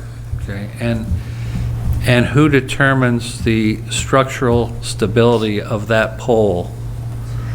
That is part of our application process, and we require that an engineer submit the wind load analysis as well as the structural integrity of the pole is sufficient. And if the structural integrity of the pole is not sufficient, because say it's a wooden utility pole, wooden utility poles, as we know, are less structurally sound as compared to Marbalite or concrete. If that wooden utility pole is not going to be structurally sound enough to withstand the additional weight, then we ask that the pole be removed and replaced with a more structurally sound pole, such as a concrete or Marbalite, but not add guy wires. And would they bear the cost of that, or would the city? No, they bear the cost. Okay. Did you have a question you'd like to talk? Councilmember Trujillo. I had a question. The aesthetics, is that something that's going to happen application by application that's approved by the city? Exactly. It's context specific. So the idea is that it's compatible with the existing infrastructure that you already have. We obviously don't want them to propose, a new wooden utility pole in an area where you don't have them, or a light standard that doesn't match existing light standards. So if to the extent you have decorative light poles, for example, that sometimes becomes an issue. Decorative light poles, cities often don't care to have them on. So it's all meant to be compatible, like with your existing infrastructure. If it's industrial, it should be industrial in nature, and so forth. So in the past, we've had kind of like the palm tree look kind of thing for those older kind of yes. way of doing things. Is it possible to do something like that with these, like for example, once you start getting multiple, the structure starts changing, right? Mm-hmm. Is it possible to do like the palm tree or like the... Those, I haven't seen any good small cells that look good as a palm tree. Not even the large small cells look good as palm trees anymore. There are some aesthetic options that the cities do have. There are certain carriers, or excuse me, tower companies design light standards to that are designed to house the antenna facility and the light standard all in one, and it's placed in your right-of-way. Now, it is designed to match what is common to many cities' already existing light standards, but that's probably the best aesthetic design that I have seen out there. There have been some other creative options that we've seen in some cities that have limited ability, but they've worked. Some are attached to bus shelters. They're lower than they need to be, but they will take off some capacity, and they do help in some cases. So there's different things like that. And you mentioned there's coupling, so like you have two carriers put together. What have you seen that was like really large? Have you seen multiple companies coming together, and what's the worst case scenario for that? Yeah, so if the worst case scenario, I mean, I don't know that I've seen a worst case scenario. We're usually able to work with the carriers in order to negotiate something that the city, is going to, recommend approval for. That's in what the carrier wants, and obviously that's what we want. So, since there is some movement available, if they're attempting to go on a light standard where there's already one, we don't like the way the second one is going to look, we're going to ask that they go to the light standard down here, or they go to the utility pole across the street. Okay. Well, thank you. My questions were over the aesthetics because this is something new. Okay. Us, so. If I may clarify one thing. And I have two more questions, but go ahead. Actually, the proposed ordinance we have says unless a matter is referred to the Development Services Director, the city engineer is responsible for administering that. This council can just designate the Development Services Director instead to administer. Well, that's good to know, because I was going to say, one, I would like, even after we take the urgency ordinance, that we have this at our next EDC, so we could begin to look at what is the potential of what it's going to look like, then where these things would go, how many could we basically see throughout the community? And I would hope that you'd work with Public Works and we identify the wooden poles versus the ones that we have. What right-of-ways are they going to propose? Because I think I heard you say that we're looking at public facility, public right-of-ways, but then we're also looking at poles that are on private property.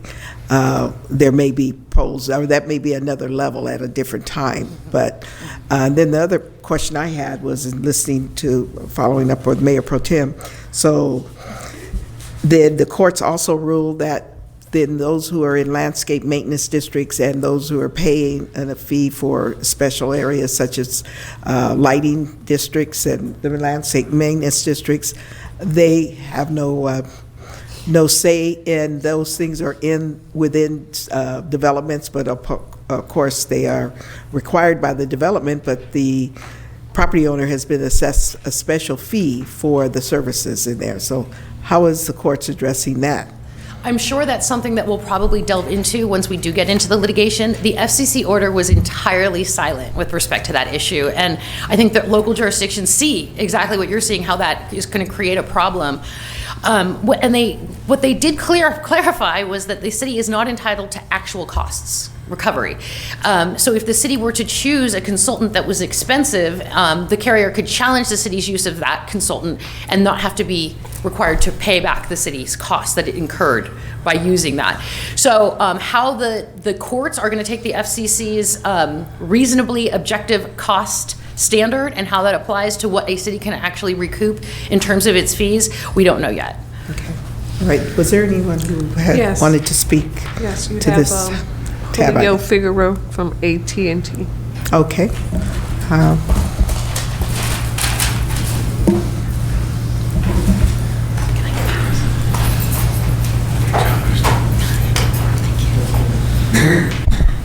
Good evening, Honorable Mayor, Council, public safety leaders, and staff. Julio Figueroa, Director of External Affairs for AT&T. And in my role, I have all government relations and community outreach for Riverside and San Bernardino counties. Been an employee of AT&T for 20 years, and my office is in downtown Riverside. I don't need to say much. Christy, I think, pretty much summarized the deployment of small cells, and again, it's really a response to customer behavior on their devices and how they're using those devices, which is a response of why the industry has to deploy small cells and get service and capacity and coverage to the local neighborhood areas, because that's where we see most of the usage going on. I know there's some questions that came up in regards to how many poles. I think for AT&T, over the next 5 years, we're looking at about no more than 50 poles. So if you're looking at 4 carriers, you're probably looking at about 160 poles. Again, every company has their own needs in every municipality. So I can't speak on the other 3 carriers, but I know that we're about 50 over the next 5 years, no more than that. But again, that's all dependent on how our AT&T customers are using their devices. If more customers come on our network, then we might have to install more poles. And if customers decide to leave AT&T and go to the other carriers, then of course that's going to be less poles that we will need in the city. In regards to the coverage of the light, it is about 400, but it can go up to high as 1,500 feet in coverage for these small cells. It really just depends on obstruction of where these light poles are located and what's blocking that signal. What else? We did meet with Rialto actually late last year in regards to our interest of coming out and deploying. Unfortunately, there was some staff changes of who we were dealing with. So hopefully we're not having to start from scratch again in those discussions. But we shared designs. We're happy, and I think the city will be pleased with the designs that we shared with the city in regards to the aesthetics. Our 2 designs that I think the city will be pleased with is a Pico design, which is all housed inside the pole. There's no exterior cables exposed. The city can decide to provide a tariff rate for power, which will eliminate a power pedestal, a meter pedestal on the side, also one less piece of equipment on the public right-of-way. We have that tariff rate with Edison currently now, which will avoid having to put another piece of equipment on the public right-of-way. All of our equipment is housed at the very top, like Christy said. So again, nothing is exposed on the pole, and the replacement of the pole is pretty much exactly what was there before.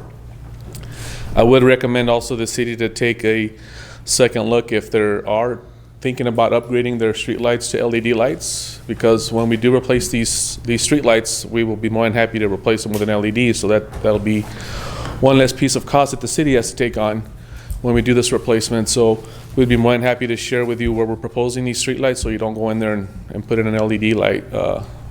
So we'll take care of that when we replace that light. Anything else I'm happy to answer any questions on behalf of AT&T. Okay, no. Any questions? Thank you, Madam Mayor. Yes. Has there been any studies on the radiation effects? I know that with the larger towers, there's always a... Yeah, so that has come up. Again, the FC still has jurisdiction over the emissions. So what happens is the new applicant, so let's say there's 5 small cells in a specific block. A new applicant comes in, they have to do a cumulative reading on all that emissions from those 5 towers, and basically that's part of the application on the new cell site, taking into consideration all the emissions that are happening on the other 4 or 5 cell sites that are in the area now. So that they have to meet those SEC guidelines in regards to the emissions, counting out the ones that are already there. Okay. Thank you. Thanks. Yeah, and just to add to that, I mean, I think that's always the question of concern in regards to the health concerns of any cell site. And I always like to give it a number. So the FCC allows, let's say, 100 to be the maximum allowed of emissions. Generally, all the cell sites are probably under 10. So there's a really huge gap on what is allowed at capacity and what the actual industry is providing in regards to emissions. So just to give you a sense of where that area is at, there's still a lot of difference in regards to what we're allowed and what's actually being built out there. Okay, Mayor Pro Tem, you had a question, comment? We've already changed out our lighting to LED, with the exception of the Edison poles, which are all transmission. I assume you install some of these on transmission? Correct. So we will be installing. Would you change out those lights to LED at the same time for Edison then? Yeah, we would. Okay, and anytime we swap out a light pole, we'll swap it out with LED if and have you already established locations for your? We have some already. I know that we shared those proposed locations like 6 months ago, and I'm sure now that 6 months have gone by, we have updated locations now. Was that Gina Williams that you were dealing with? Yes, okay. that is. So, Mr. Steele, I assume you probably have that stuff? I don't know if I have it, but I've assumed Gina's role here. Okay. All right. But we're looking forward to working with the city on designs, on locations, and Mayor, you also brought up the fact of a public-private partnership. We're always open to that. If it makes sense for both parties, we're more than happy to work with the city on partnerships like that. Okay. All right, thank you. Anyone else? Is that it? Okay, well, the action that we need. Move for approval. Second. All right, do you need to read? Roll call, if I may read the title of the urgency ordinance. Okay. Thank you, Madam Mayor. Included in the actions being considered by the council is urgency ordinance number 1616. And I will read the title. It's entitled Urgency Ordinance of the City Council of the City of Rialto, California, adding Chapter 11.20 of the Rialto Municipal Code relating to wireless telecommunications facilities within the right-of-way. Reading by title only and waiving further reading. Thank you, Madam Mayor. Thank you. Okay, so I think I had a motion by Councilmember Trio and seconded by Councilmember Carosellas. Any objections? I would recommend a roll call. Roll call, I know. Requires a 4/5 vote. Councilmember Trujillo? Aye. Councilmember Carosellas? Aye. Councilmember Baca Jr.? Aye. Mayor Pro Tem Scott? Aye. Mayor Robertson? Aye. Okay, all right. So now we move to tab number 3. Mr. Steele, is that you as well? Expenditures. Yes, tab 3 is really a budget cleanup item. It's a request for the council to adopt a resolution appropriating expenditures of $67,378.09 for the cost of forming a community facilities district for the Lytle Creek Ranch project.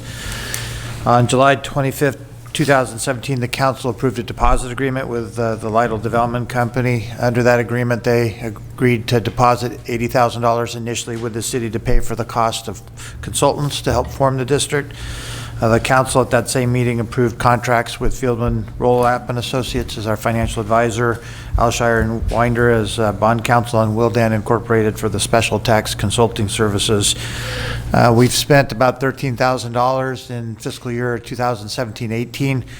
What we neglected to do was to carry over the balance into the 18-19 fiscal year, so this action basically just carries the monies that we haven't spent into this budget year so we can make payments to the vendors.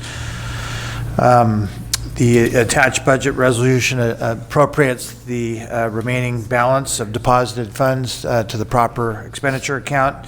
And I want to emphasize that all of the monies here were put up by the developer, and so basically we're spending funds that they deposited with us for this purpose. Staff's recommendation is to adopt a resolution appropriating expenditures of $67,378.09 for the cost of forming the CFD related to the Lytle Creek Ranch Development Project. Be happy to answer any questions. Any questions? Move approval. Second. Okay, I think move approval was Councilmember Baca Jr. and the second was over here by Councilmember Carasellas. All right. Any objections? Hearing none, that motion carries. Tab number 4, and that will be you, Mr. Park. Yes, Madam Mayor. In City Council, tab 4 is a request by City Council to approve quarterly ground emergency medical service quality assurance fee payments, or QAF, to the Department of Healthcare Services to allow continued participation in the Medi-Cal Ground Emergency Medical Transportation Supplemental Reimbursement Program, or GEMT. Just a little background. On October 2nd of 2011, California State Legislature passed Assembly Bill 678, which is a Certified Public Expenditure, or CPE, program for California's publicly owned operated ambulance service providers. This program provides supplemental reimbursement for eligible ground emergency medical transportation providers that meet specified requirements and provide GEMT services to Medi-Cal beneficiaries.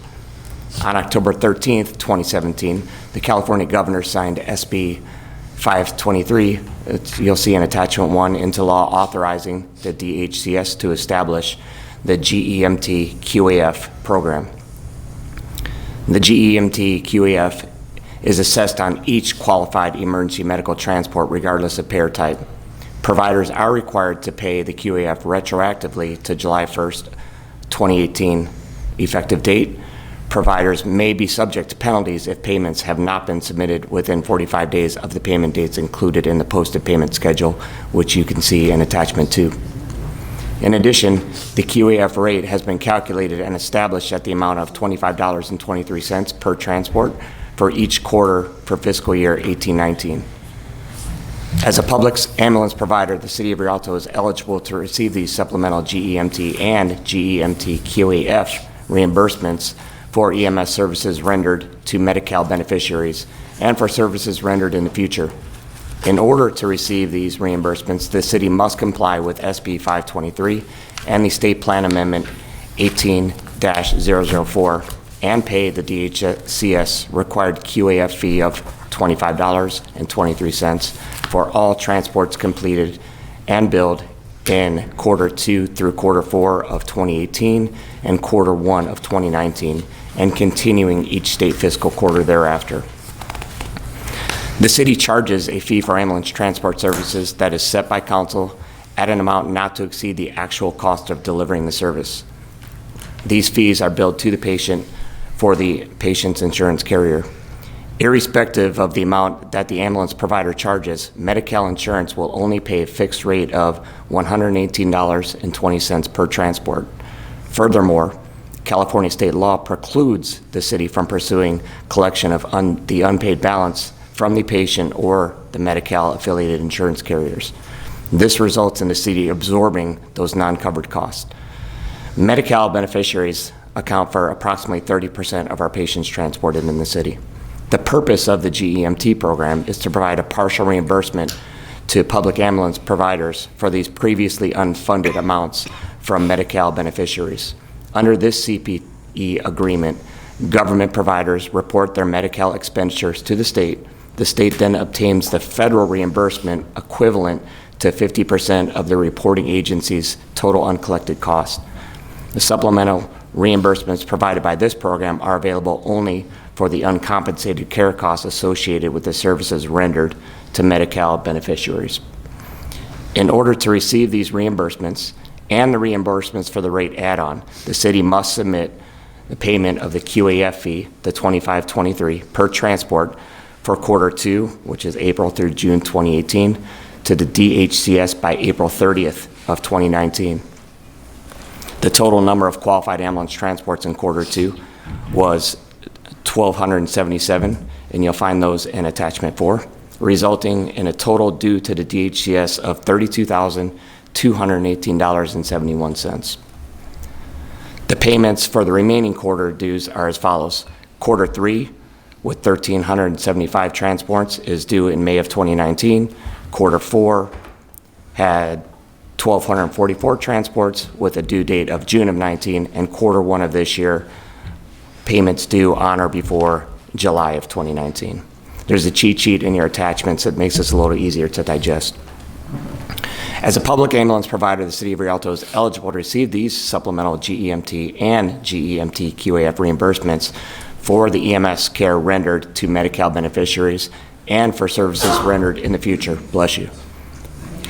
To receive these reimbursements, the city must comply with SB 523 and SPA 18004 and pay the DHCS the required QAF fee for all transports completed and billed. As far as the operating budget impact, these new GEMT, QAF, SB 523, and SPA 18004 payment calculations were just approved in March of 2019 and therefore not budgeted in the fiscal year 18-19 process, but the funds are available in the general contract services accounts. These GEMT, QAF payments will be offset by the QAF reimbursement rate add-on effective July 1, 2018 for Medi-Cal transports at approximately $200,000 per year of additional revenues. Of these monies, the reimbursement of the GEMT QAF quarterly payments will be placed into the ambulance billing revenues, and the balance placed in the GEMT revenue accounts and restricted for the use in providing medical services through the fire department as with previous GEMT transactions. With that, staff will recommend that the city approve the quarterly ground emergency medical transport service QAF assurance fee to the Department of Healthcare Services and to allow continued participation in the Medi-Cal GEMT supplemental reimbursement program. With that, I'll take any questions. Right, thank you. Anyone have a question? The approval move, second. It's been moved by Councilmember Baca Jr. and seconded by Councilmember Trujillo. Any objections? Hearing none, that motion carries. Thank you. Moving now to tab number 5. Okay. Mr. Crowley. Madam Mayor, Mayor Pro Tem, Council, Tom Crowley, Utilities Manager for Rialto Utility Authority. In front of you today is request City Council and Rialto Utility Authority the acceptance of $6 million in water replenishment credits for the settlement of Rialto Colton Basin litigation. As part of the settlement of the Rialto Colton Basin lawsuit, the city is to receive replenishment credits for basin management projects and water purchases within the Rialto Colton Basin. There are 2 options that were provided to the city. Option 1 is to receive a $6 million deposit in an escrow account set up by San Bernardino Valley Municipal Water District upon completion of replenishing the Rialto Colton Basin with 61,000 acre-feet of water. This is an obligation per the settlement for Fontana Union Water Company. The Rialto-specific escrow account is to be used for basin management projects and/or water purchases for replenishment within the Rialto Colton Basin. Projects that qualify for this use of this money area determined by the Rialto Colton Basin Groundwater Council, which is comprised of the cities of Rialto, Colton, West Valley Water District, and Fontana Union Water Company. It should be noted that Valley District does not have any authority over the replenishment credits are spent. This is left up to the Groundwater Council to make that determination. Valley District will deposit the $6 million upon completion of replenishing the Rialto Colton Basin with the 61,000 acre-feet that will be purchased or otherwise procured with funds from Fontana Union. The source of the $6 million revenue is received from Fontana Union from sale of water from the San Bernardino Basin area. That includes the Bunker Hill Basin and Lytle Creek Basins. It is estimated that it will take approximately 15 to 20 years to replenish the basin in which the $6 million would be starting to accrue. So option 2 was to receive an upfront deposit of $2,250,000 from Valley District into the Rialto specific account by June 1 of 2019 to be used for basin management projects and or water replenishment. Essentially, this is the estimated present value of the $6 million in replenishment credits discussed in option 1, with the same restrictions though. So since we are just forming the Groundwater Council and have no specific projects identified in the Rialto Colton Basin for basin management or replenishment, it was determined that option 1 is more beneficial for the city in the long run. Fontana Union and West Valley Water District have selected option 1, while the city of Colton has selected option 2. So staff has consulted with the city attorneys and presented the options to the Water Subcommittee and recommends that the city select option 1 and receive a $6 million deposited in an escrow account upon completion of replenishing the Rialto Colton Basin with 61,000 acre feet. So with that concludes my presentation. Okay. And just for the record, Councilmember Trujillo abstained given his prior employment with the West Valley. Yes, correct. Thank you. Okay, Mayor Pro Tem. Mr. Crowley, just a question. I understand this $6 million and fully agree with it, but also there was, I believe, a $3 million cash payment to the city? That is correct. Have we received that? Yes, we have. And did the council accept that money, or how did we distribute that money? Well, we received the cash payment from, that was paid for by the insurance company of Fontana Union Water Company. We received that money. We reimbursed the general fund by $1.2 million, which was the cost that the general fund used to help support the case. And the remaining... So legal fees? For legal fees, correct. And the remaining 1.8 was put into the water fund. Okay, and because we had already approved the settlement, there didn't have to be an action on that? Correct. Okay. Okay, but I think it's important for the community to know that we got another $3 million that paid for our legal fees and then put some cash into the water fund also. Correct. Councilmember Baca Jr. Yeah, thank you, Madam Mayor. I just want to thank the mayor and Mayor Pro Tem for taking the lead on this item for the the Water Subcommittee to really look out for the best interests of the city of Rialto and negotiate the best deal possible. And I know it was a long, hard negotiation, but on to their credit, we held the line and we were able to negotiate a good settlement on behalf of our residents. So thank you, Madam Mayor. Thank you. Thank you. Thank you, Mayor Pro Tem. So with that, Second. Okay, it's been moved by Councilmember Harris and seconded by Councilmember Baca Jr., and that is to go with option number 1. And hearing no objections, motion carries. All right. We'll relay that communication to Valley District as part of the settlement agreement. All right.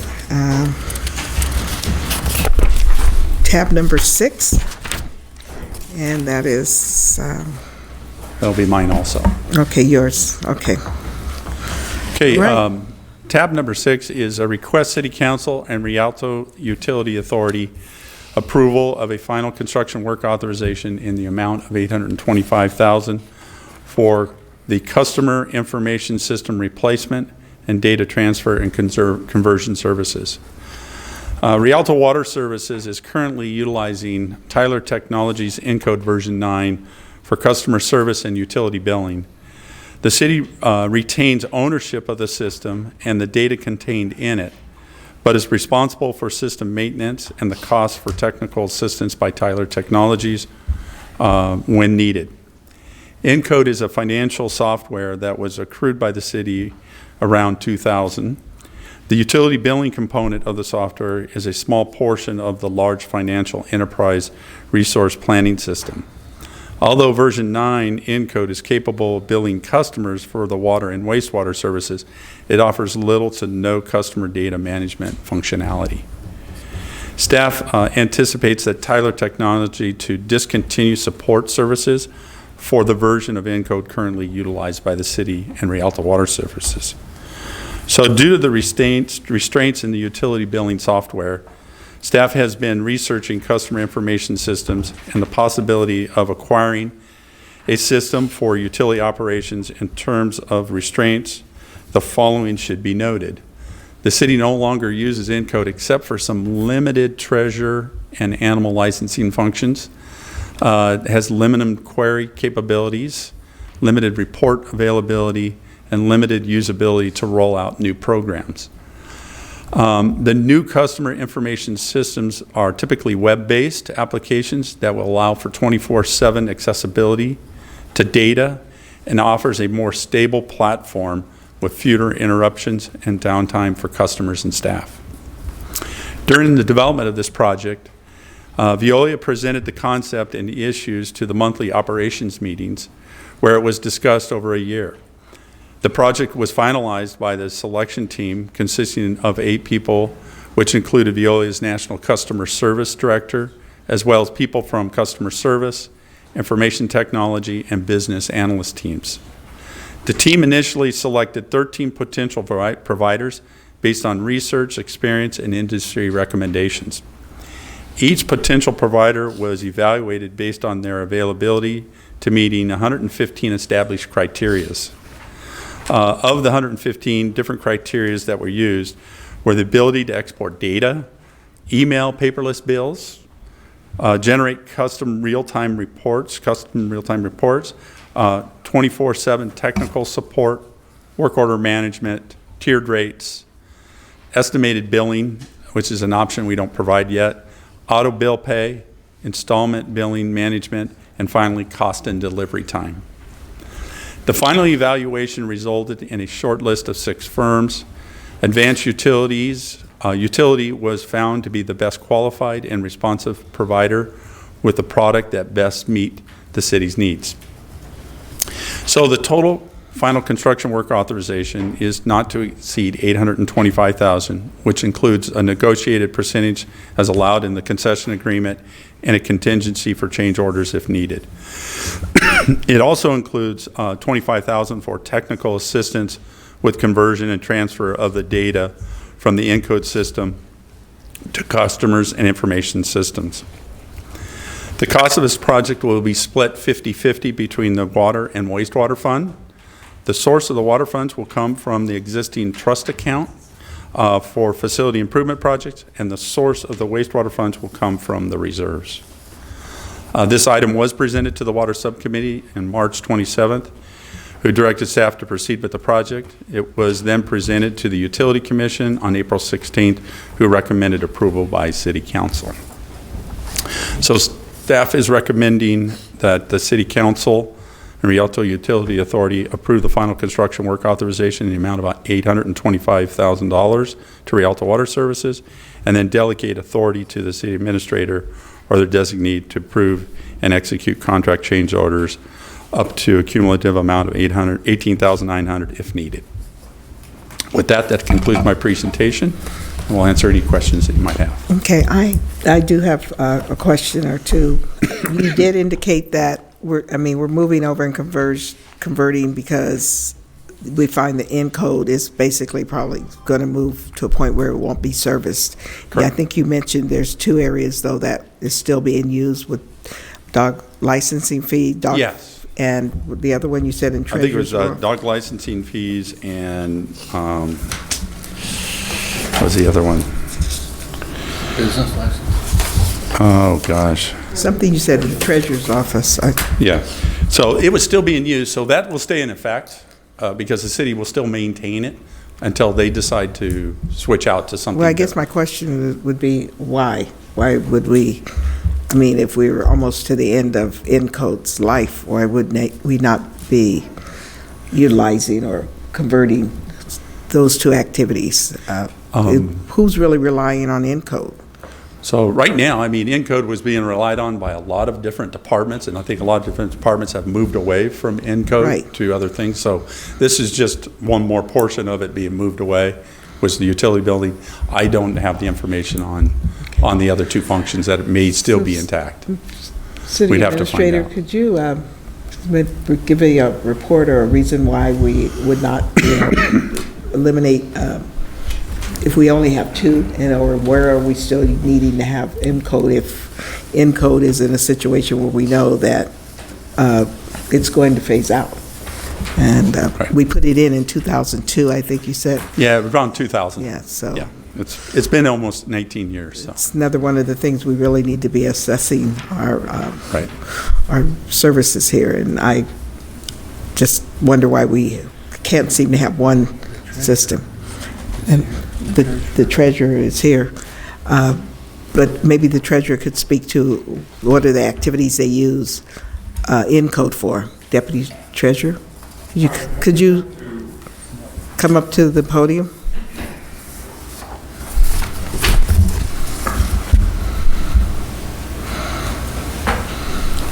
Currently, I think we're using a very limited version of it. I think just as he mentioned. Other than that, I can't think of anything else that we need it for. My only concern is that how the information is going to be controlled as far as cash receipts and how it's going to be reported to the city so that the finance department and the treasurers can verify the receipts are all being collected and remitted to the city. Well, good question, but I would assume that that's going to be, we currently have a way to verify, so you're going to have access to the system. Yes, and as long as we have access to the system, I'm okay with that. Okay, yes. So I think the mayor's question is, why aren't we integrating the licensing in with this at the same time, potentially saving some money by doing that? Right. Nobody asked us to look into this, That's but what I I can look figured. into it. Tom? Well, okay. So this system's going to be, currently right now, the Encode system sits on a city server, which then Veolia logs in to get into the server, and that's where all the data sits. What'll happen is we'll have a new server that will house all the customer information for billing for water and wastewater. I suspect if we wanted to carve out some additional space on that server, which Veolia will house and will operate, we can look into having that join us. But I don't know if that would be the functionality that'd be the option they might want to go with. There may be some other options that we might want to look Can I ask? for that function. This is another question. Gotcha. Have we had any discussion with Veolia about maybe if a person who wants to pay their dog license could pay it either at the city or pay it at the same time they're paying their water bill? Yeah, we haven't had that discussion. We could probably have that. Could we have that discussion? We can. Okay. We can absolutely have that discussion, especially with the treasurer's department. I mean, I think that would be beneficial to the city, plus it would be it would be great for the community, because we're closed on Fridays. Veolia's not closed on Fridays, correct? Right. Yeah. So we look at that option. I'm glad I raised the question because, we're investing $825,000 for another system, and then that system is going to sit somewhere separately and seem like it's going to be providing services exclusive for one area, but not for some of the other things yet. The funds are coming out of the water fund account, and maybe we need to determine to what degree are we relying on the systems, and then determine what percentage the general fund or the city should be purchasing in this as well to have access. We keep kind of, and I hate to say it, buying whatever we see that someone says is good, and then we bring it home and we find out, well, it still doesn't integrate to whatever else we have. And I think we have a system right now, and I'll speak to, I know Mr. Skill we're still trying to roll out Track It, which was supposed to be available to the public, and I believe you have like 5 more days to make it But we keep buying things and we bring it home because we say, well, this is great, but then no one else has access to it or aware that it's available, or we haven't had a very full holistic conversation with all of the needs. And I know there's some areas where we still have to protect confidentiality, perhaps in fire and police, where you have HIPAA concerns or you have something else. But it sounds good now. I'd hate for it to be the this year's $825 boondoggle because only one person can use it, but we haven't even explored if we could do a conversion and integration. So I'm asking that city administrator, we find out what is the needs of the finance department, all the others, and where are they using Encode, and can we wean ourselves off Encode? Because not only does Encode give everybody headaches around here, it seems like it's aged, it's dated, and the fact that we're moving is because they've already indicated they probably will not be servicing it anymore.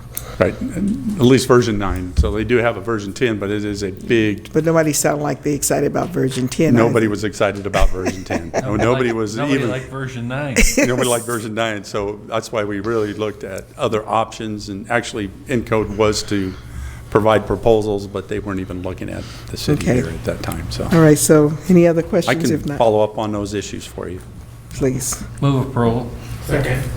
Okay, it's been moved by Mayor Pro Tem Scott, and I think seconded again by Councilmember Carazellis. Any objections? Hearing none, motion carries. Thank you. Hopefully there was no one needed to speak to it. Okay, now we're moving to tab number 7. And tab number 7, Mr. Steele. Yes. Madam Mayor, Rob Steele, Development Services Director. This is a request for the council to approve a development impact fee deferral agreement with Jack's Grill and Billiards Incorporated, deferring development impact fees of $33,013.47 for a proposed development at 148 South Riverside Avenue. In 2018, Jack's Grill and Billiards submitted a precise plan of design application to establish a billiards and eatery at 148 South Riverside. They would demolish the existing structure of about 2,085 square feet and replace it with a new 3,880 square foot facility. So it's about a 1,800 square foot increase.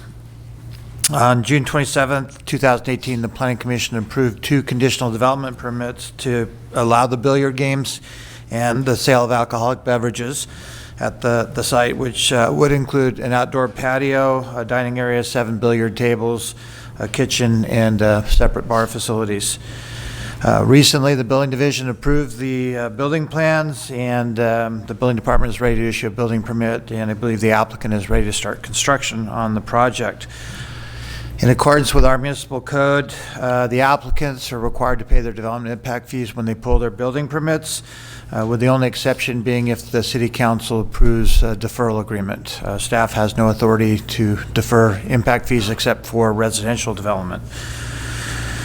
Staff determined that the project's development impact fees would be $33,013.47, and that's computed by taking the fees on the 3,800 square foot structure, what would they be, and then granting them a credit for the structure that existed there before.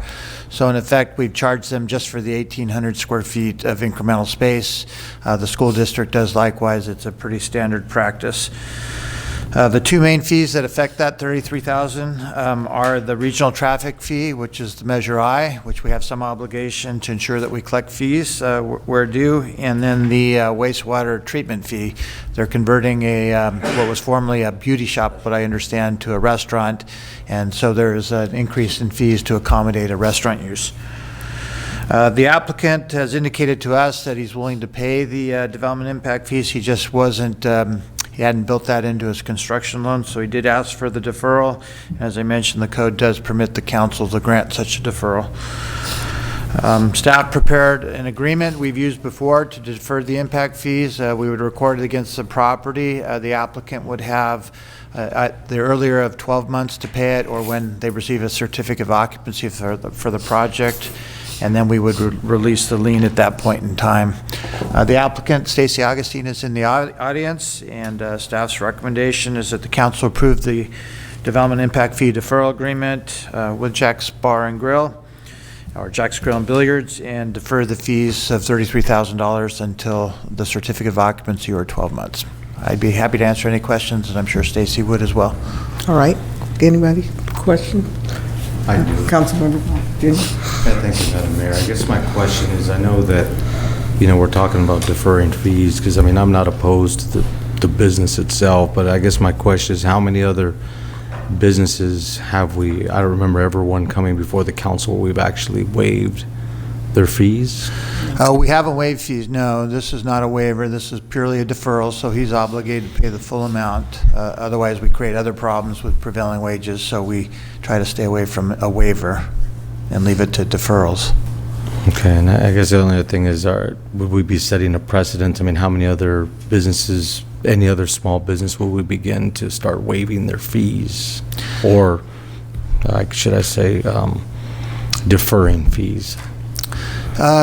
It could open it up. I think we would probably try to limit it to specific areas like downtown or some target area that the council wants to incentivize development. Putting it up in Renaissance, for instance, wouldn't necessarily serve a purpose. Those people are more than willing to pay the fees, but I think there are target areas, Foothill Boulevard or downtown, where you may want to look at an incentive program that would defer them until the certificate of occupancy. Yeah, because I would like, you to bring to the council specific areas. I just don't want this to become a habit. We just can't continue to subsidize fees. That's just one of the things. We just can't afford to do this to every small businessman that comes in the city, and that's the only concern I have about this deferral payment. Councilmember Trejo. Yeah, I do wanted to. I did have questions about that, and I know that some of my concerns were kind of answered, but it's really nice. Just wanted to say that's really nice to see kind of another restaurant coming into the downtown and having more of a mix. I think the downtown really needs kind of a new direction. I think this is a good way of kind of moving in that. And I understand, it's sometimes it's hard to when you're opening up a small business like that to kind of come up with the fees. But my question is, like, how do you notify them as these businesses are opening that they're going to have to anticipate these development fees? Is there a notice? It would have been nice, I guess, for those to be included within his loan or his fees. Is there a process to which they're notified before? The normal process is when they submit for a precise plan of design application and they get their conditions from the Development Review Committee. There's a table that we insert in there that estimates the fees based on what we know about the project. So when they accept their conditions of approval, basically, they know what the fees are going to be. And in this case, I don't know when that occurred, but let me see if I have when their PPD was approved. It just says in 2018 in the report, so it would have been sometime last year that we provided preliminary information as to what the fees would be.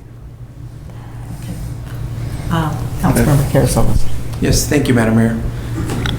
I'm in full support of this. I think that it's important that we grow our downtown, and I'm glad to see that we have an independent person that's willing to put up their money and with a little bit of help from the city to get this up and going and start building our downtown, because as much as we've built the Renaissance and we've built the South End, the downtown is still a big part of Rialto, and I really look forward to the success of that business.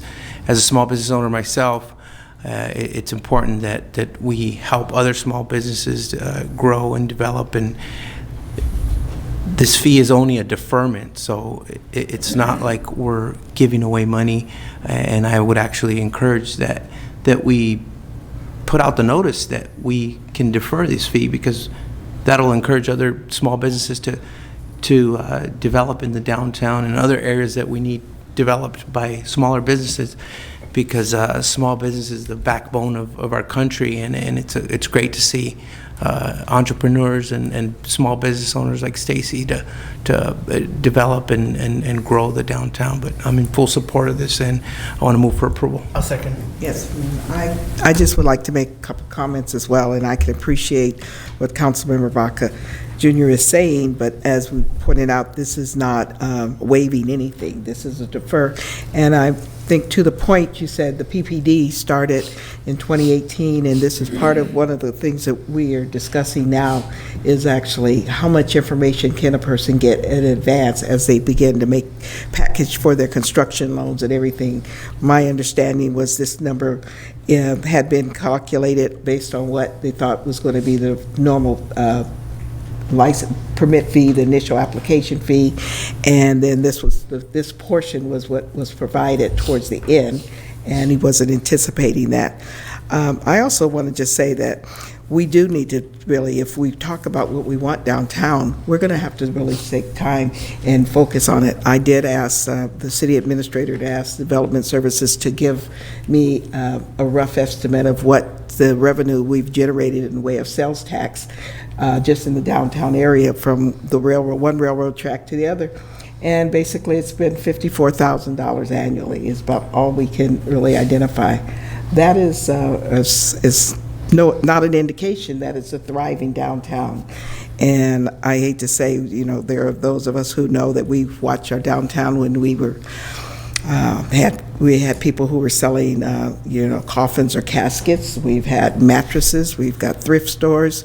We have a number of things down there. So this will be at least something else that will bring someone to the area. So I'm in support of it, and I appreciate and applaud not only a person being a small business, but also being a resident of our community and making the investment.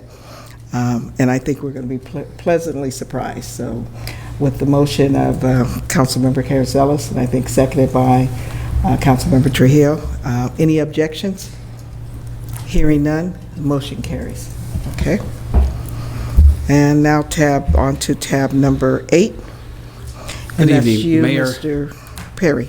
And members of the City Council. What you have before you is request City Council to adopt Budget Resolution number 7502, accepting the Homeless Emergency Aid Program grant for $600,759, appropriating $759 to specified revenue and expenditures accounts, and authorizing a 2-year contract with the County of San Bernardino for the Homeless Management Information System. By way of background, City Council adopted Resolution number 7415 on September 25th, 2018, to declare the existence of a shelter crisis and recognizing the urgent and immediate need for funding to address homelessness in the city of Rialto. On December 6, 2018, the city submitted a grant request to the county for homeless emergency services. On February 20, 2019, the County of San Bernardino Community Development and Housing Agency Office of Homeless Services formally notified the city of Rialto that we would receive funding of $600,759 over the next 2 years under the Homeless Emergency Aid Program. The county has provided a memorandum of understanding to implement the program.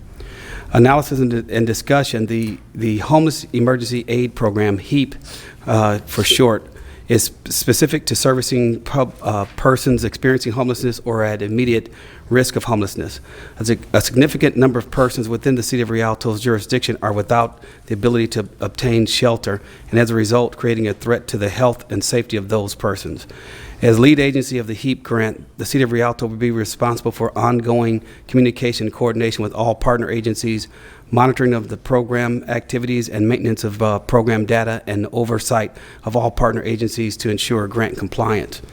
The grant period is inclusive of May 1st, 2019 and ends May 30th, 2021. The program is year-round, focusing on providing support services that advance individuals and families from homelessness to homes, jobs, health services, and other resources. As specified, every community partner and subcontractor involved with the grant will be required to formally agree to the specific requirements outlined in the grant RFP and any and all stipulations provided by the city. The proposed Rialto Emergency Services Program will consist of one project with 7 emergency services, utilizing a holistic approach within a wraparound model. The component parts of the projects, service providers and collaborative efforts identified in the grant address the target population with service-oriented solutions with an eye on long-term solutions. Long-term results would see the City of Rialto create formal pathways to providing city programming and options for the affected target population. In particular, the creation of public and private collaborative efforts sustained over time. The primary methods for producing the long-term results are the services offered. We propose to address the immediate needs of our target population while preparing for permanent solutions addressed through the implementation of the project.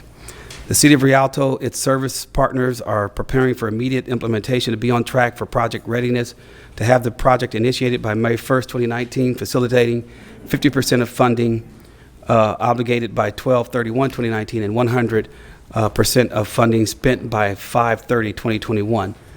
The Rialto HESP implementation creates offerings where there were previously none formally addressed by the city.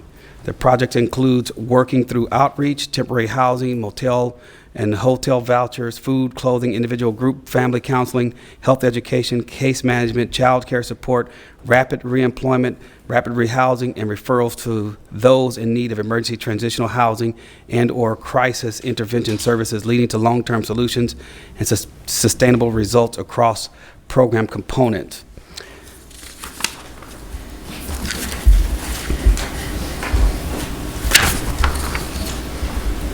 In the long term, results through the implementation of the project will provide for permanent supportive housing for individuals and families with children, inclusive of sheltered housing, homeless services, and more sustainable efforts in addressing permanent solutions via programming.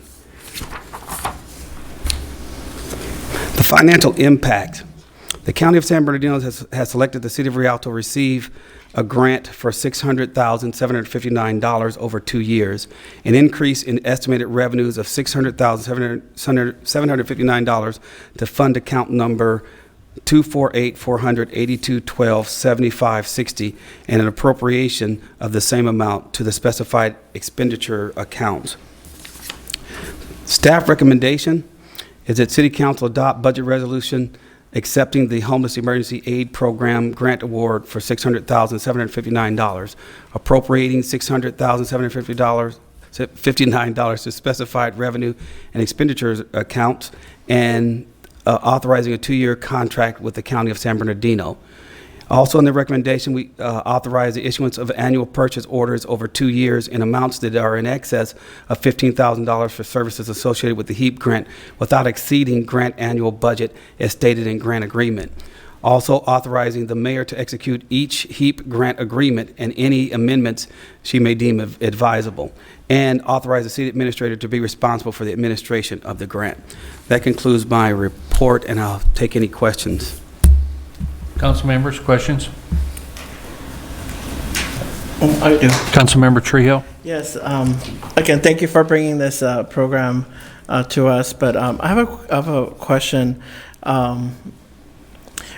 So you kind of outlined all the different services that are provided for resources to the homelessness. How is this different from what we've been doing before? We didn't have anything before. Because I know previously they were providing some referrals to some of our homeless. And, I think there's some homelessness camps that the police department has been working on. In terms of formal services for the city of Rialto? Not formal, but I guess just trying to connect them with resources. Well, what happens a lot of times if a police officer comes in contact with those members, what they'll do is they'll refer services and sometimes even transport folks to those services. Okay. The challenge for us at this point is that the situation is critical where there are families that just don't have a place to go. There are people that want to be homeless, and we don't have any solutions for that at this point. This starts a formal process for solutions, so that if we find a person camped out in our parks, for instance, we can provide them with solutions. And if they don't want to accept those solutions, there's nothing we can do about that. But we can ask them to move on at that point because we've done the best we can. I think that we're experiencing this in the parks. We're experiencing these in the backs of our businesses. We're experiencing them all over town, underneath our bridges. And so we've got to do something at this point to provide resources so that we give them a choice. That choice is you can use those resources, or we've got nothing else to do except for have you move on. It sounds harsh, but it's the truth. Yeah, I understand.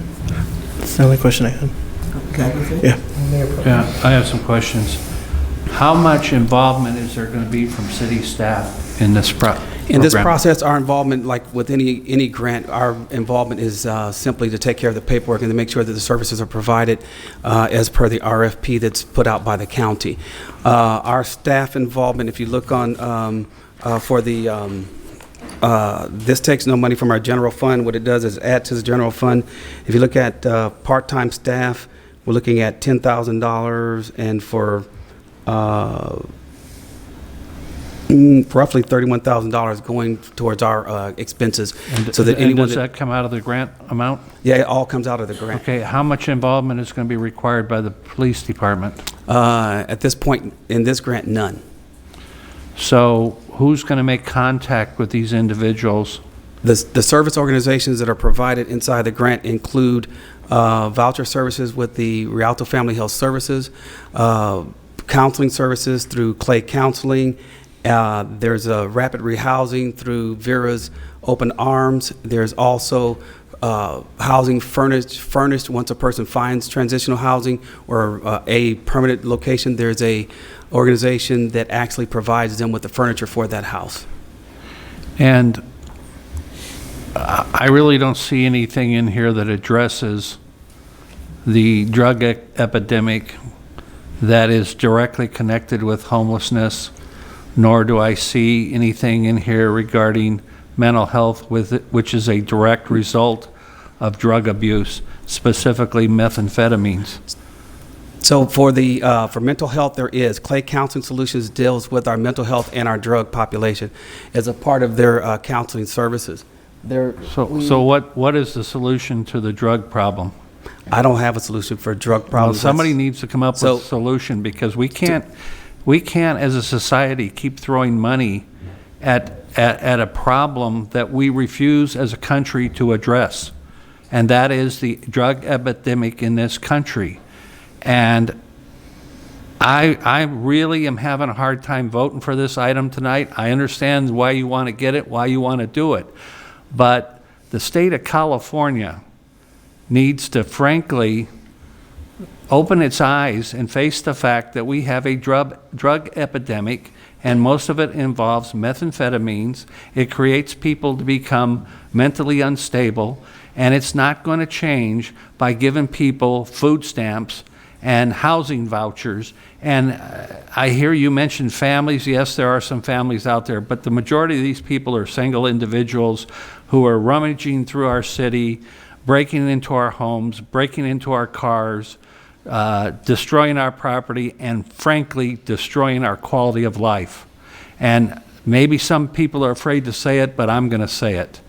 So I personally think that somebody from the county should have come and give us a presentation regarding this, so that we could have asked them to specifically address these problems. We just had a situation in the city yesterday, a couple days ago, where an individual up at the north end of the city at the Chevron station assaulted 2 police officers and thought nothing about it. This is a huge problem. So where are the county people in here to explain to us what they're going to do about the drug abuse? And where is the state of California to explain what they're going to do about the drug abuse, since they won't let the federal government come in this state and do anything about it? Got any thoughts? Yes, I do. San Bernardino County has a program for if you look at the number 3 on here, authorizing a 2-year contract with the County of San Bernardino for the Homeless Management Information System. The Homeless Management Information System is where we get all of our information on how to service all aspects of homelessness, including mental and drug addiction. Inside of that, the governor's office has also allocated an additional $500 million across the entire state. The County of San Bernardino Continuums of Health in contract with the Department of Public Health Services and all these other smaller units, 211, 911 calls go in, all that goes into the system. So what ends up happening is you end up having a way to start dealing with homelessness other than those things that deal with law enforcement. We lock them up. Those things deal with mental health. We lock them up. Those things deal with, because everybody does not have that same issue. You are correct in that there is a lot of drug issue. There's a lot of vandalism, crime issues in there. But at some point, each city in the entire state of California is going to be hit by some aspect of homelessness. We're not going to find solutions in these small areas, but we're going to have to start finding solutions where we stay. All government is local. In our local section where we are right now, we have to figure out, first of all, we did a thing called the point in time count. That's a beginning. That told us where our homeless are. The second part of that, it told us a little bit about why they're homeless. And then the third piece, how we can help them. So when we went out and we did the point in time count, we found that there were 90 persons in the city of Rialto. But after the point in time count, we also found out that Rialto's sphere of influence for homelessness is not just Rialto. You go to San Bernardino and they ask you in the point in time count, well, when did you first become homeless? Well, I was living in Rialto first, and then I moved over to this place and this place and that place. But we've got to have a starting point. I would agree with you that yes, there's a lot of other things that hit homelessness, but if there is no starting point, we will not ever affect any change. But I'm going to suggest to you that your starting point's not going to work, and I know it's not your starting point. You understand I that. mean, there's already other communities that are doing exactly what you're talking about. Redlands is one. They give them a voucher, they send them to San Bernardino. They become a problem in San Bernardino. They don't get any help with drugs. They don't get any help with mental issues. There's only one state in the United States that has a almost zero homeless problem, and that's the state of Rhode Island. And why? Because they lock them up. They lock them up to get them off drugs. They lock them up to get them mental counseling, and it works.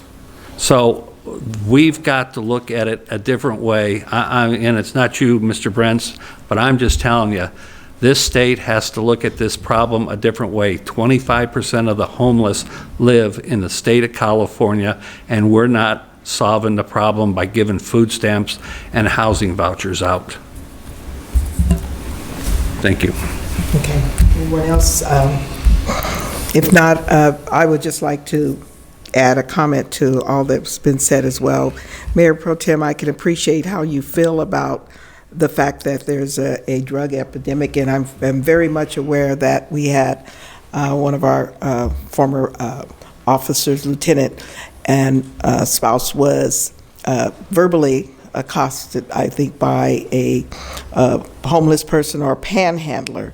And that's one of the other things. When you talk about how law enforcement is going to be in this, and what we've defined is, and what we've found is that you have homeless, and then you have people who are actually panhandling. They have no respect, and it's a double-edged sword, I believe, because we also have the businesses that are not pushing people out of there. They're allowing them to loiter in front of certain places, and there's certain things that are just not done. So we're going to have to address it one way or another. But one of the things that is a concern when you say the state should deal with it, well, I sadly have to say that homeless is one faction of it, but the state of California happens to be one, and the legislation happened about 1969 when then our governor, Reagan, changed the whole process of being able to put people into mental health facilities. I didn't vote for him either. Oh, well, I know. And one of the things that we have dealt with, and everybody in the mental health community, and being a former mental health practitioner, was the fact that he basically said was that unless they have to be harm to themselves or others, nobody can pick them up, arrest them. They can be physically, publicly out there in the roadway. So this is one step.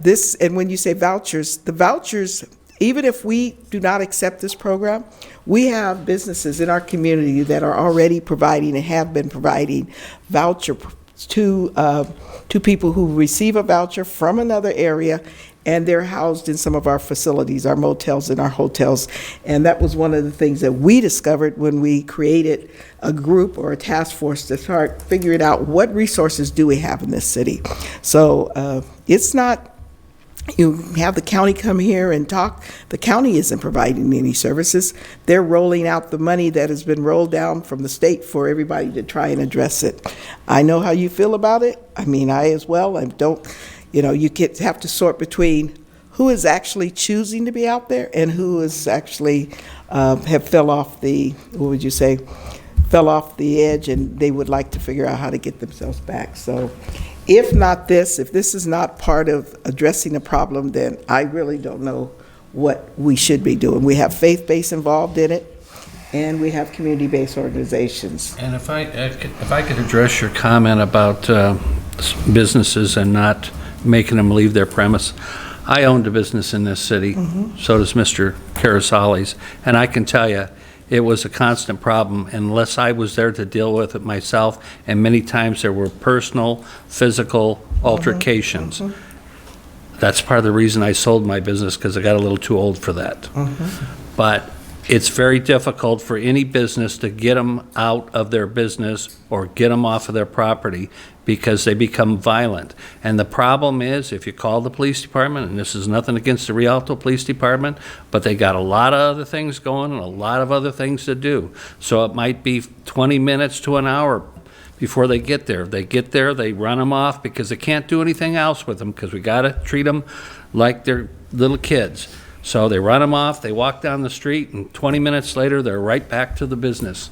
I think Mr. Carasales could attest to that. It's a huge problem for small businesses, and I believe that small businesses are going to start closing up because of it. It's just become a huge problem. It's a problem in neighborhoods. You know, it's, I believe the former police officer that you spoke of, I think that's the very same individual that assaulted the two police officers yesterday or the day before. Those are two officers I know of. I know of, like I said, some of our retired members who've brought that to our attention, and I'm waiting for a response on that. But you know, I know you guys think you need to do something, but I'm just telling you, in my personal opinion, this is not the thing to do, and I'm not going to support it. Okay. Councilmember Baca Jr. Thank you, Madam Mayor. I appreciate the opportunity to speak on this item. I mean, clearly homelessness is an issue in our community, and as was stated, it does impact our small businesses. I mean, it really does. I had a small business owner tell me the other day they wish a business that was a big problem for us was still open because of the activity really kept the homeless out. You know, it's cost us a lot of resources in regards to police response, fire response to a lot of squatters. You know, I believe there was a homeless camp out near Las Colinas. A lot of members of that camp were stealing and robbing from our residents in the city of Rialto. You know, I understand that people have issues, people have problems. But where it becomes a problem for me is when they start infringing on other people's property, other people's rights, stealing, and causing an impact to the quality of life in our city. And years ago, I mean, I was raised in Rialto. I've lived here since '75, and we never had a homeless issue ever in Rialto. The last 6 to 8 years, it's really become a bigger problem. I'm willing to give this grant an opportunity, but what I would like to see is a one-year review. Come back before the council and give us an update. I mean, if this is not working, I mean, do we still have an opportunity to reject the remainder of the grant if it's not working? And I just don't want, you know, our staff to be putting a lot of resources and time into this, and if it's not working, then hey, we need to move on and look for another opportunity or another, to find another solution. But I'll give you an example over at Rialto Park. There's the dog lady. I mean, everybody knows who she is. She's out there every day. I mean, if we offer her these, you know, vouchers, I mean, is she going to move? And if she doesn't move, then what? Then where do we go from there? And that's where it's becoming a problem. There were some more vouchers. I don't know. I don't know the answer. I mean, it's a tough, complex issue, and I don't know the answer. You know, I've seen it where people have built homeless shelters. I know Ontario tried allowing people in a certain camp. That became a big problem in Ontario. Santa Ana allowed for a camp on the Parkway. They began pouring concrete and making, bases there. So, I mean, I don't know the answer. It's very complex, but I'm willing to support accepting the grant, but I'd like a one-year review, and if it's not working, then I just, want to go another direction. I don't want to keep spinning our wheels. I mean, that's just where I'm at on the issue. I would point out, if I may, Madam Mayor, Article 13 of the MOU with the county says that either party may terminate without cause upon 30 days' notice. I don't know if Perry has any further information on the grant itself, but the MOU authorizes The MOU is what rides the grant, what the grant is derived from or on. And just the last thing is, I just want to make sure our community services department isn't so overwhelmed with trying to administer this that we don't focus on our other services for our youth and our seniors in the community. And that's what I don't want to spend a lot of time, using up our time for other things we can be doing for our seniors and youth. But I would like a one-year review, and if it's not working, then, I'd like to take a look at giving them our notice. Did you have something else you'd like us to read, Karis? Yeah. Councilman Karis Wallace? Yeah, thank you, Madam Mayor. A question for Perry. How were these resources allocated in, like I see for mental health, we have 188. How was all that structured? It's, hold on. How it's structured is that each individual group has a budget that they've given to us. It's an individual budget that they actually gave. When we went to the county, the original budget was $1.2 million. County told us to revamp the budget to go 55%. So each one of the groups involved revamped their budget to 55%. I'm going to try to briefly find the budget so I can actually tell you that, or I can bring it to you. But Yeah. each organization has its own service there. There are 6 services that are being provided. And of those 6 services, we reach them mentally. That's the Clay Counseling Services. That actually occupies, at this point, we're going to do a modification in the budget right now. It occupies at least, I want to say, 1/4 of the budget because of the mental health and the drug addiction that's been referred to. And then the next one is about housing. And so what happens here is that you have persons looking for transitional housing and rapid rehousing. The HEAP grant is about emergency.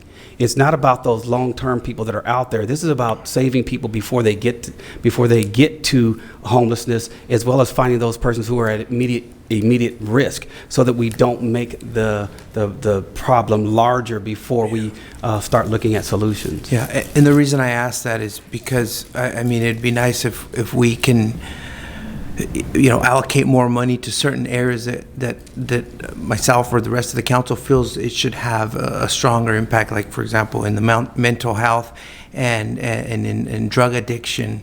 And also, it'd be nice to, because, most of the impact, especially with a lot of the transients and the impact that they're having on the small businesses, it's our police departments having to use all their resources. No matter how much money we put onto all these different departments, our police department is still the ones that are going to come out, and they're the ones that need the extra resources. So is there anywhere on there where we can reallocate some of these funds to help and get some other... With regard to HEAP, there is a first round of funding, which was the emergency part of it, and then there's that second wave of funding that comes after this. They haven't given us a date or time, but the governor's office just said that they were going to put more money in.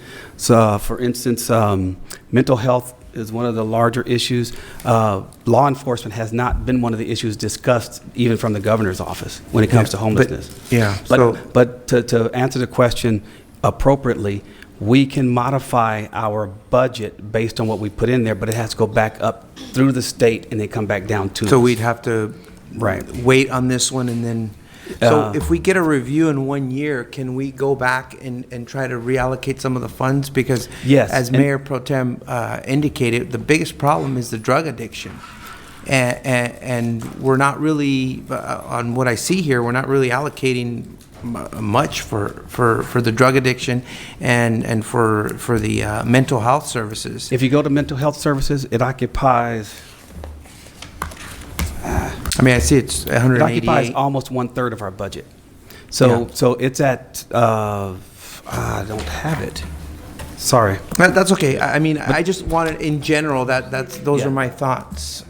Yeah. There is a budget at the end of the last few pages of Exhibit B. Yeah, but those are the budgets going into the city's accounts to actually supply the money for all of the nonprofits. So there's a budget that's the individual budget for each one of the line item budget. Yeah, I was just speaking in general, if that's something that us as a council can allocate more funds to whatever we feel is the biggest problem here in the city of Rialto. I want to say yes. When we come back in a year, I want to say yes, we can. Okay, and so we'd have a discussion or something where we can actually put the funds in whatever we feel is strongest need of the city of Rialto. Thank you, Mr. Brett.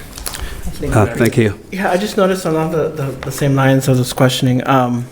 You mentioned, Clay, you mentioned Rialto Family Health Services. I see on here Vera's Open Arms, which is a 24-hour outreach hotline. Is it our hotline, or is it kind of a hotline that everybody it's can- hers. It belongs to this project. Okay. So the 24-hour hotline is actually manned by that organization.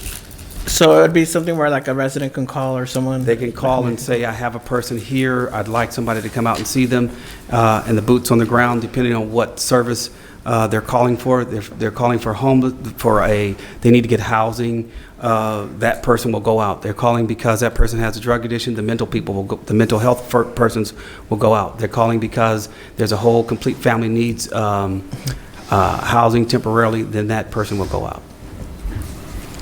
So that it'd be calling a hotline and someone from the organization will come out. Yes. For a resource. Okay. So I'm hoping to do something rather than not doing anything. So again, I'm also want to let you guys know I'm also in support of this, and I'd like to move for it.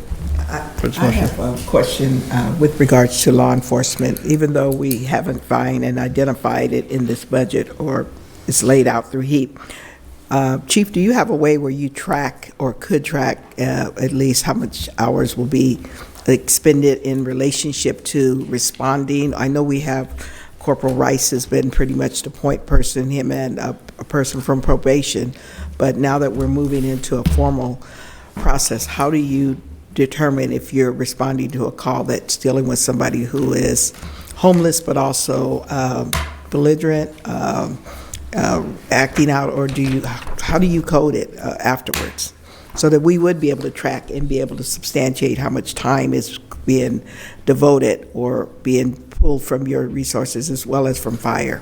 So Mayor, briefly, we can track it. Okay. So when the call comes in, regardless of how it's reported, once the officer responds, then the officer will clear the call and gives a proper clearance call on that. That's how we'll do it. But it can be done.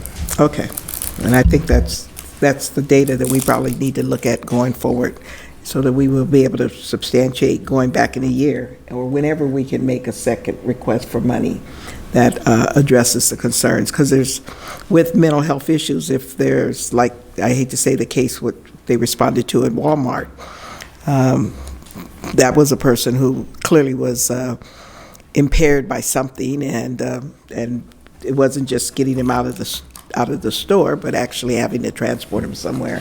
So I think it's going to be important for us to start tracking it and perhaps even getting the data of what has happened so far in the last 6 months to a year. So with anybody, any other comments?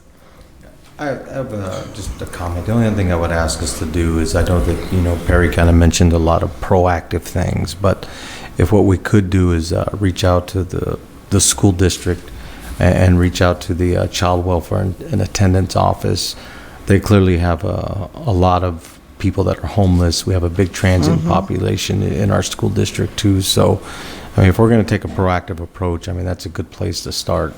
If we're going to see someone that's already there, as you mentioned, and they don't want the help, at least get the people that do want the help, and we can try to give them, as in the 60s and 70s, they call it a hand up, not a handout. So I mean, that should be the whole goal of this.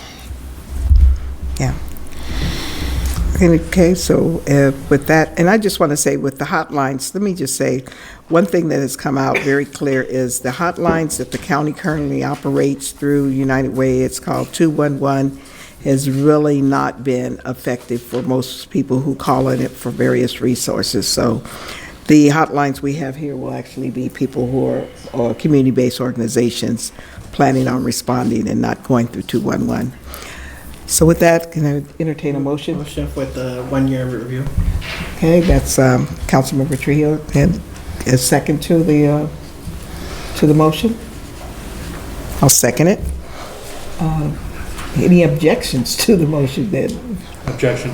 Okay. Here, okay, record note one objection, please. With that, motion carries. Okay, tab 9. Sorry. That's okay.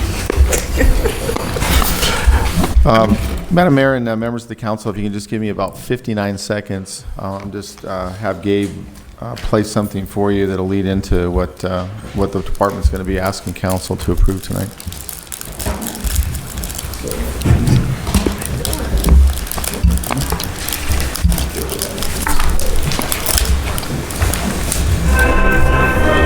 Hi, I'm Carl McCullough. I'm a sergeant with the Rialto Police Department, and hi, I'm a ladder.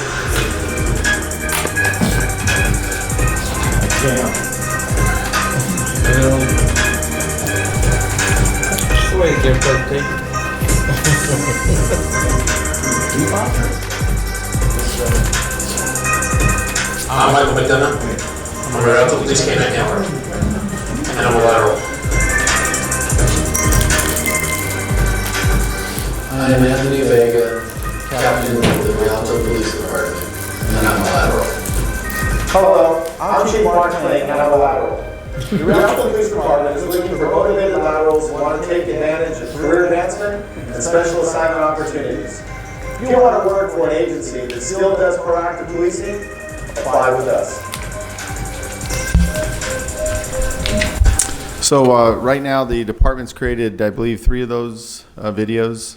We posted that last week. It's probably one of our most popular social media hits. We've got about just under 1,600 views of that. So you can kind of start seeing the direction the department's going to be moving in. But the item before you tonight is to request City Council to approve budget resolution number 7503 and 7504, approving a recruitment incentive program for lateral sworn and non-sworn employees, and also to include that in the fiscal year 18-19 police department budget. So if you can just bear with me for a few minutes, the information that I passed out to you, I'll get to in just a second. But a few weeks ago, the Press Enterprise ran an in-depth story regarding the challenges police departments throughout the state and the county are having recruiting experienced and qualified police officers and civilians, or what we refer to as non-sworn employees. And the Rialto Police Department is also facing these same challenges. The Rialto PD regularly competes for the same pool of sworn and non-sworn candidates with other agencies. So more times than not, applicants choose an agency that offers competitive wages and benefits, and at this time, we are simply not that agency. What we are now understanding is that some qualified candidates also accept employment with cities that offer incentive programs as well. These hiring challenges are putting our department in a tough situation. Right now, due to attrition, the Rialto Police Department currently has 16 police officer and 8 sworn, 16 police officer and 8 non-sworn vacancies. So hiring lateral police officers and non-sworn employees will benefit our city by reducing the amount of time employees spend in training and that they are released to work independently in the field. So what we are striving to do right now is to create a balance of recruit officers and also non-sworn employees in addition to our experienced lateral officers. So as an example, a newly hired police officer takes about a year before they can operate solo in the field. This includes academy and field training. A lateral can take anywhere between 2 to 3 months. So the Rialto Police Department's current general and management memorandums of understandings, our MOUs, require employees to be off probation before receiving incentives, and therein lies the issue. The off probation requirement is for 12 months, meaning a lateral candidate with state licenses, post certificates, and a college education cannot receive any type of pay incentive for at least 12 months. So due to this limitation, prospective lateral candidates often choose competing agencies that offer incentives rather than applying for positions with our department. In your staff report, you'll see a table that our staff developed. As an example, we only took 3 agencies. One was Hemet, Westminster, and Downey. The incentives range between $15,000 for Hemet, $10,000 for Westminster, and $3,000 for Downey. So council, you've all been provided examples, the packet that I passed out. The recently published magazine articles that show police officers and police employees and why they often look at what the incentives programs are at other agencies. So the department's not requesting that we place an ad in a publication. Rather, what we're pointing out is that we're competing against in the region and what we're competing throughout the state. So you'll notice that that magazine primarily is from PORAC. That's a Peace Officers Research Association of California. It's a labor magazine, bless you. It's a labor magazine. It revealed that many agencies are offering incentives ranging from $7,500 to $15,000.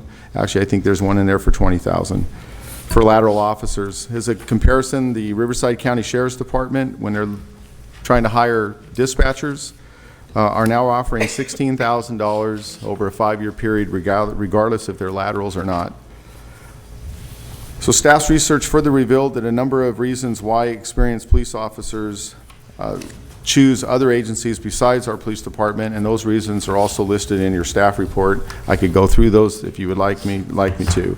But what we're doing, something a little unique.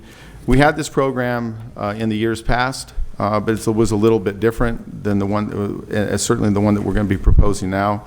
So to address this growing problem of recruitment, the Rialto Police Department has taken a number of steps to improve its recruitment process, including rebranding the department to improve its image, modifying the hiring process to not only become a leader, but to also set the bar on what type of candidate we're looking for, revamping the department's website for easier access to the department's hiring information. That newly designed website should be going online here shortly, most likely about within a week or less. We've also, as you just witnessed, launched a social media recruitment campaign, and that's only to name a few. I'd like to also appreciate the work that we've been able to work with through our KRTO, also our HR department. So it's truly been a unified department, a unified approach, and also the staff of the PD that has put this together with its innovativeness of approaches. So by implementing the recruitment incentive program, the department is likely to increase the number of experienced law enforcement professionals that are applying for our open positions. The recruitment incentive program will only apply to qualified sworn and non-sworn laterals applicants. One of the questions that came up when I was discussing this with the Budget Committee was how long does the program last? My answer was as long as it would take to get fully staffed, but the city administrator through the council's direction can certainly modify or terminate this program at any time. So I've provided council with the descriptions of in the staff report of what defines a lateral police officer or police employee, and I won't go that now, but if you would like me to, I could. But the way the incentives would work, it would be retroactive to March 1st, 2019. The way it would work is that when you initially get hired, your first paycheck would be a $5,000 incentive. And then the second $5,000 incentive would take place when you are off probation, which would be in 12 months. It works similar, March 1st for a non-sworn employee. The difference is just because of the state licensing requirements and certification through the state. $2,500 would be paid initially, the first paycheck, and then $2,500 would be paid when they're off probation. None of this, I did verify this with HR today, that none of this amount is PERSable. It's just a one-time incentive, or actually one-time incentive over two payments. So the fiscal impact to the general fund, what we're looking at right now is we're anticipating 18-19 would be covered through salary savings with our open positions that we have currently, and that would be to not exceed 30,000. Then going forward into the fiscal year 19-20 budget, the staff report indicates an amount of 100,000. I would say that that is extremely high. I don't see, even if you look at the incentives, that even if we filled all 16 positions, it wouldn't be 100. So in the staff report indicates that I will need to be discussing that with finance as we go forward, developing the 19-20 budget. That number is going to come down significantly. Again, just if you look at balanced, I mean, if we were possibly being able to get 5 officers even, or 3 employees over the next year, only half of it would be paid with these incentives. So at that amount, you can see we're probably looking at, again, around a $30,000 range. So what staff is asking council to do is approve the recruitment incentive program in order to attract qualified and experienced law enforcement professionals and to fill our vacant positions within the Rialto Police Department. Approve the attached budget resolutions implementing a recruitment incentive program for lateral and sworn non-employees.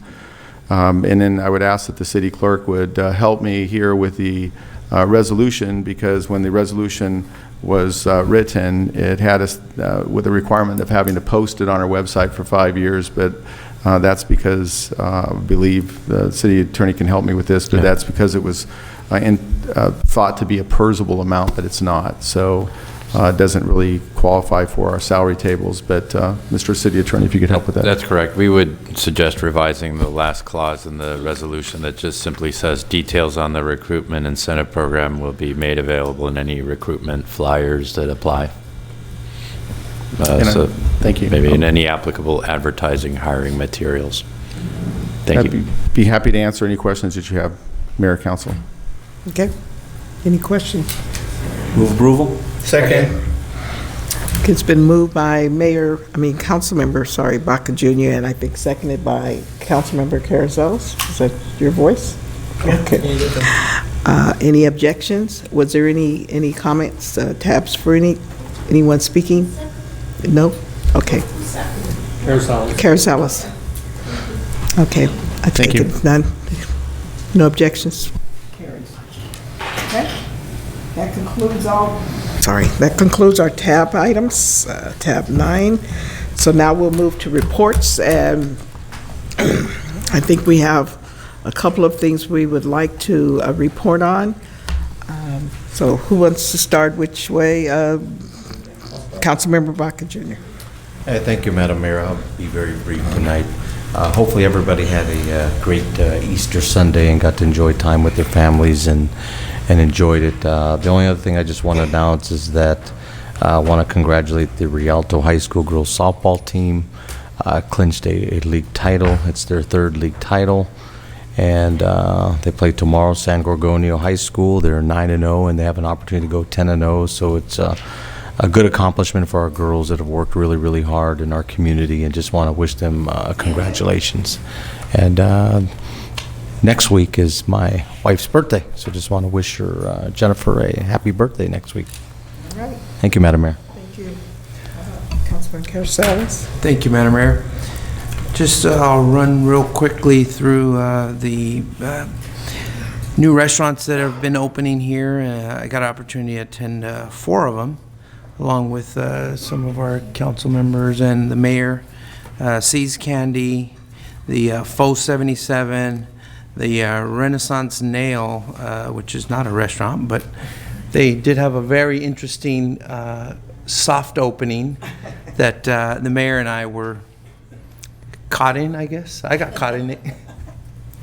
And also Miguel's Jr. that had a soft opening today, and I had an opportunity to meet the founders of the Miguel's Jr., Mike Jr. the third, or second and third.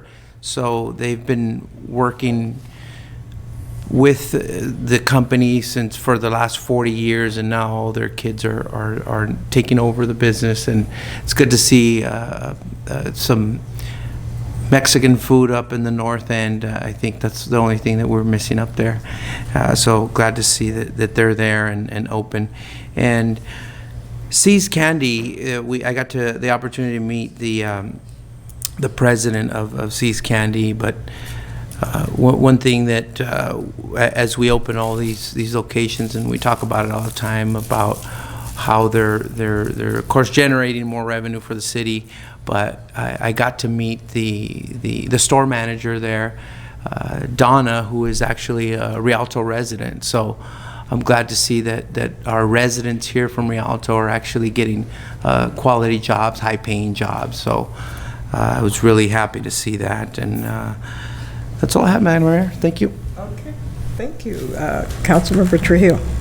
Oh, thank you. So after meeting with my colleagues at the Seas Candy grand opening, I went over to the Renaissance Preschool Health Fair, and I had a chance to meet with, I was actually invited by Christy Mitchell, who's one of the preschool teachers, and they have a really strong parent organization there with Melissa Flores, and I got the chance to kind of tour their facility, have multiple classrooms in the building, and a lunchroom, and I got to see our police volunteers out there handing out important information, as well as some of the other vital services in the community. So I thought it was great to see the parents get the information at the health fair. So I just wanted to say thank you to all those who invited me, and you know, I know that the mayor was able to read at some of their classrooms, and I put myself out there as well. And that's, you know, if they, in the future, if they have some opportunities, I'd like to go out there and as well as read to the kids. So after that, I raced over back with the mayor, and we welcomed the state superintendent of schools, Tony Thurman, and he had some great awards to give out to Myler High School here in our city, as well as the Morris Elementary School, and also in the Rialto School District, but in Colton. And they were giving out all these green ribbon awards, and I just appreciate all the comments that the mayor gave about some of the efforts that the city is doing to promote a green kind of economy. I know that Morris High School, Myler High School, they have a big garden program, and they actually want to create kind of like a farmer's market, and I let them know that, you know, we have our farmer's market right here in the south parking lot. So hopefully we'll be able to outreach to them once they get their program going to sell some of their products out here in the community. After that, this past weekend, we had the spring extravaganza, and I saw the mayor there as well. It was a huge event. I think it was like record breaking? Twice the attendance. That's amazing. You know, I was at the second stage. There was a first stage, and then there was all sorts of activities and food, and the parents and the children seemed to enjoy it. And you know, we at the end, the mayor and I were actually overseeing the musical chairs tournament that there was going on for the remaining Easter baskets, and just a lot of fun for the families. After that, I saw the mayor again at the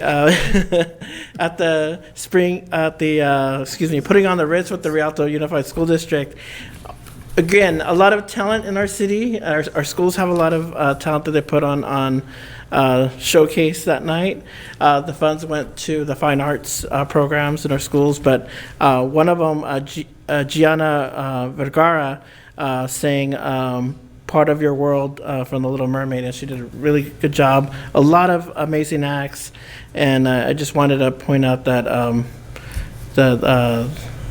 it was great to have that event back. I think they took a year off and came back with it, and it's just a lot of talent among our youth. One of them sang like Mariah Carey, but she just had like a little squeak to her because she was a little younger.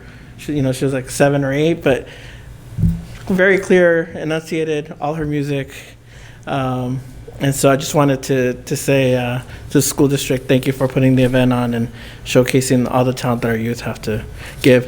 I have 2 other issues. One of them, one of the residents was able to catch up to me at the grocery store and mentioned that there was a lot of problems at the Renaissance with littering on the eastbound exit ramp on Ayala. Seems to be a lot of trash on the I guess right-hand side as you exit the freeway off the 210. And I don't know if there's a discussion that's going to happen with Caltrans to make sure that there's some maintenance of the the area, but there's just a lot of littering going on. And, you know, the city put so much effort into the Renaissance project. I'm hoping that Caltrans can help us and do their part with helping maintain the area that they have coming out. Along those same lines, you know, I've also been seeing a lot of tires, and I just found out that, you know, there's a phone number if you want to get rid of some tires. You know, please do not just dump them out in the field or out in a cul-de-sac. There's a phone number you can call. You can call 909-421-7221.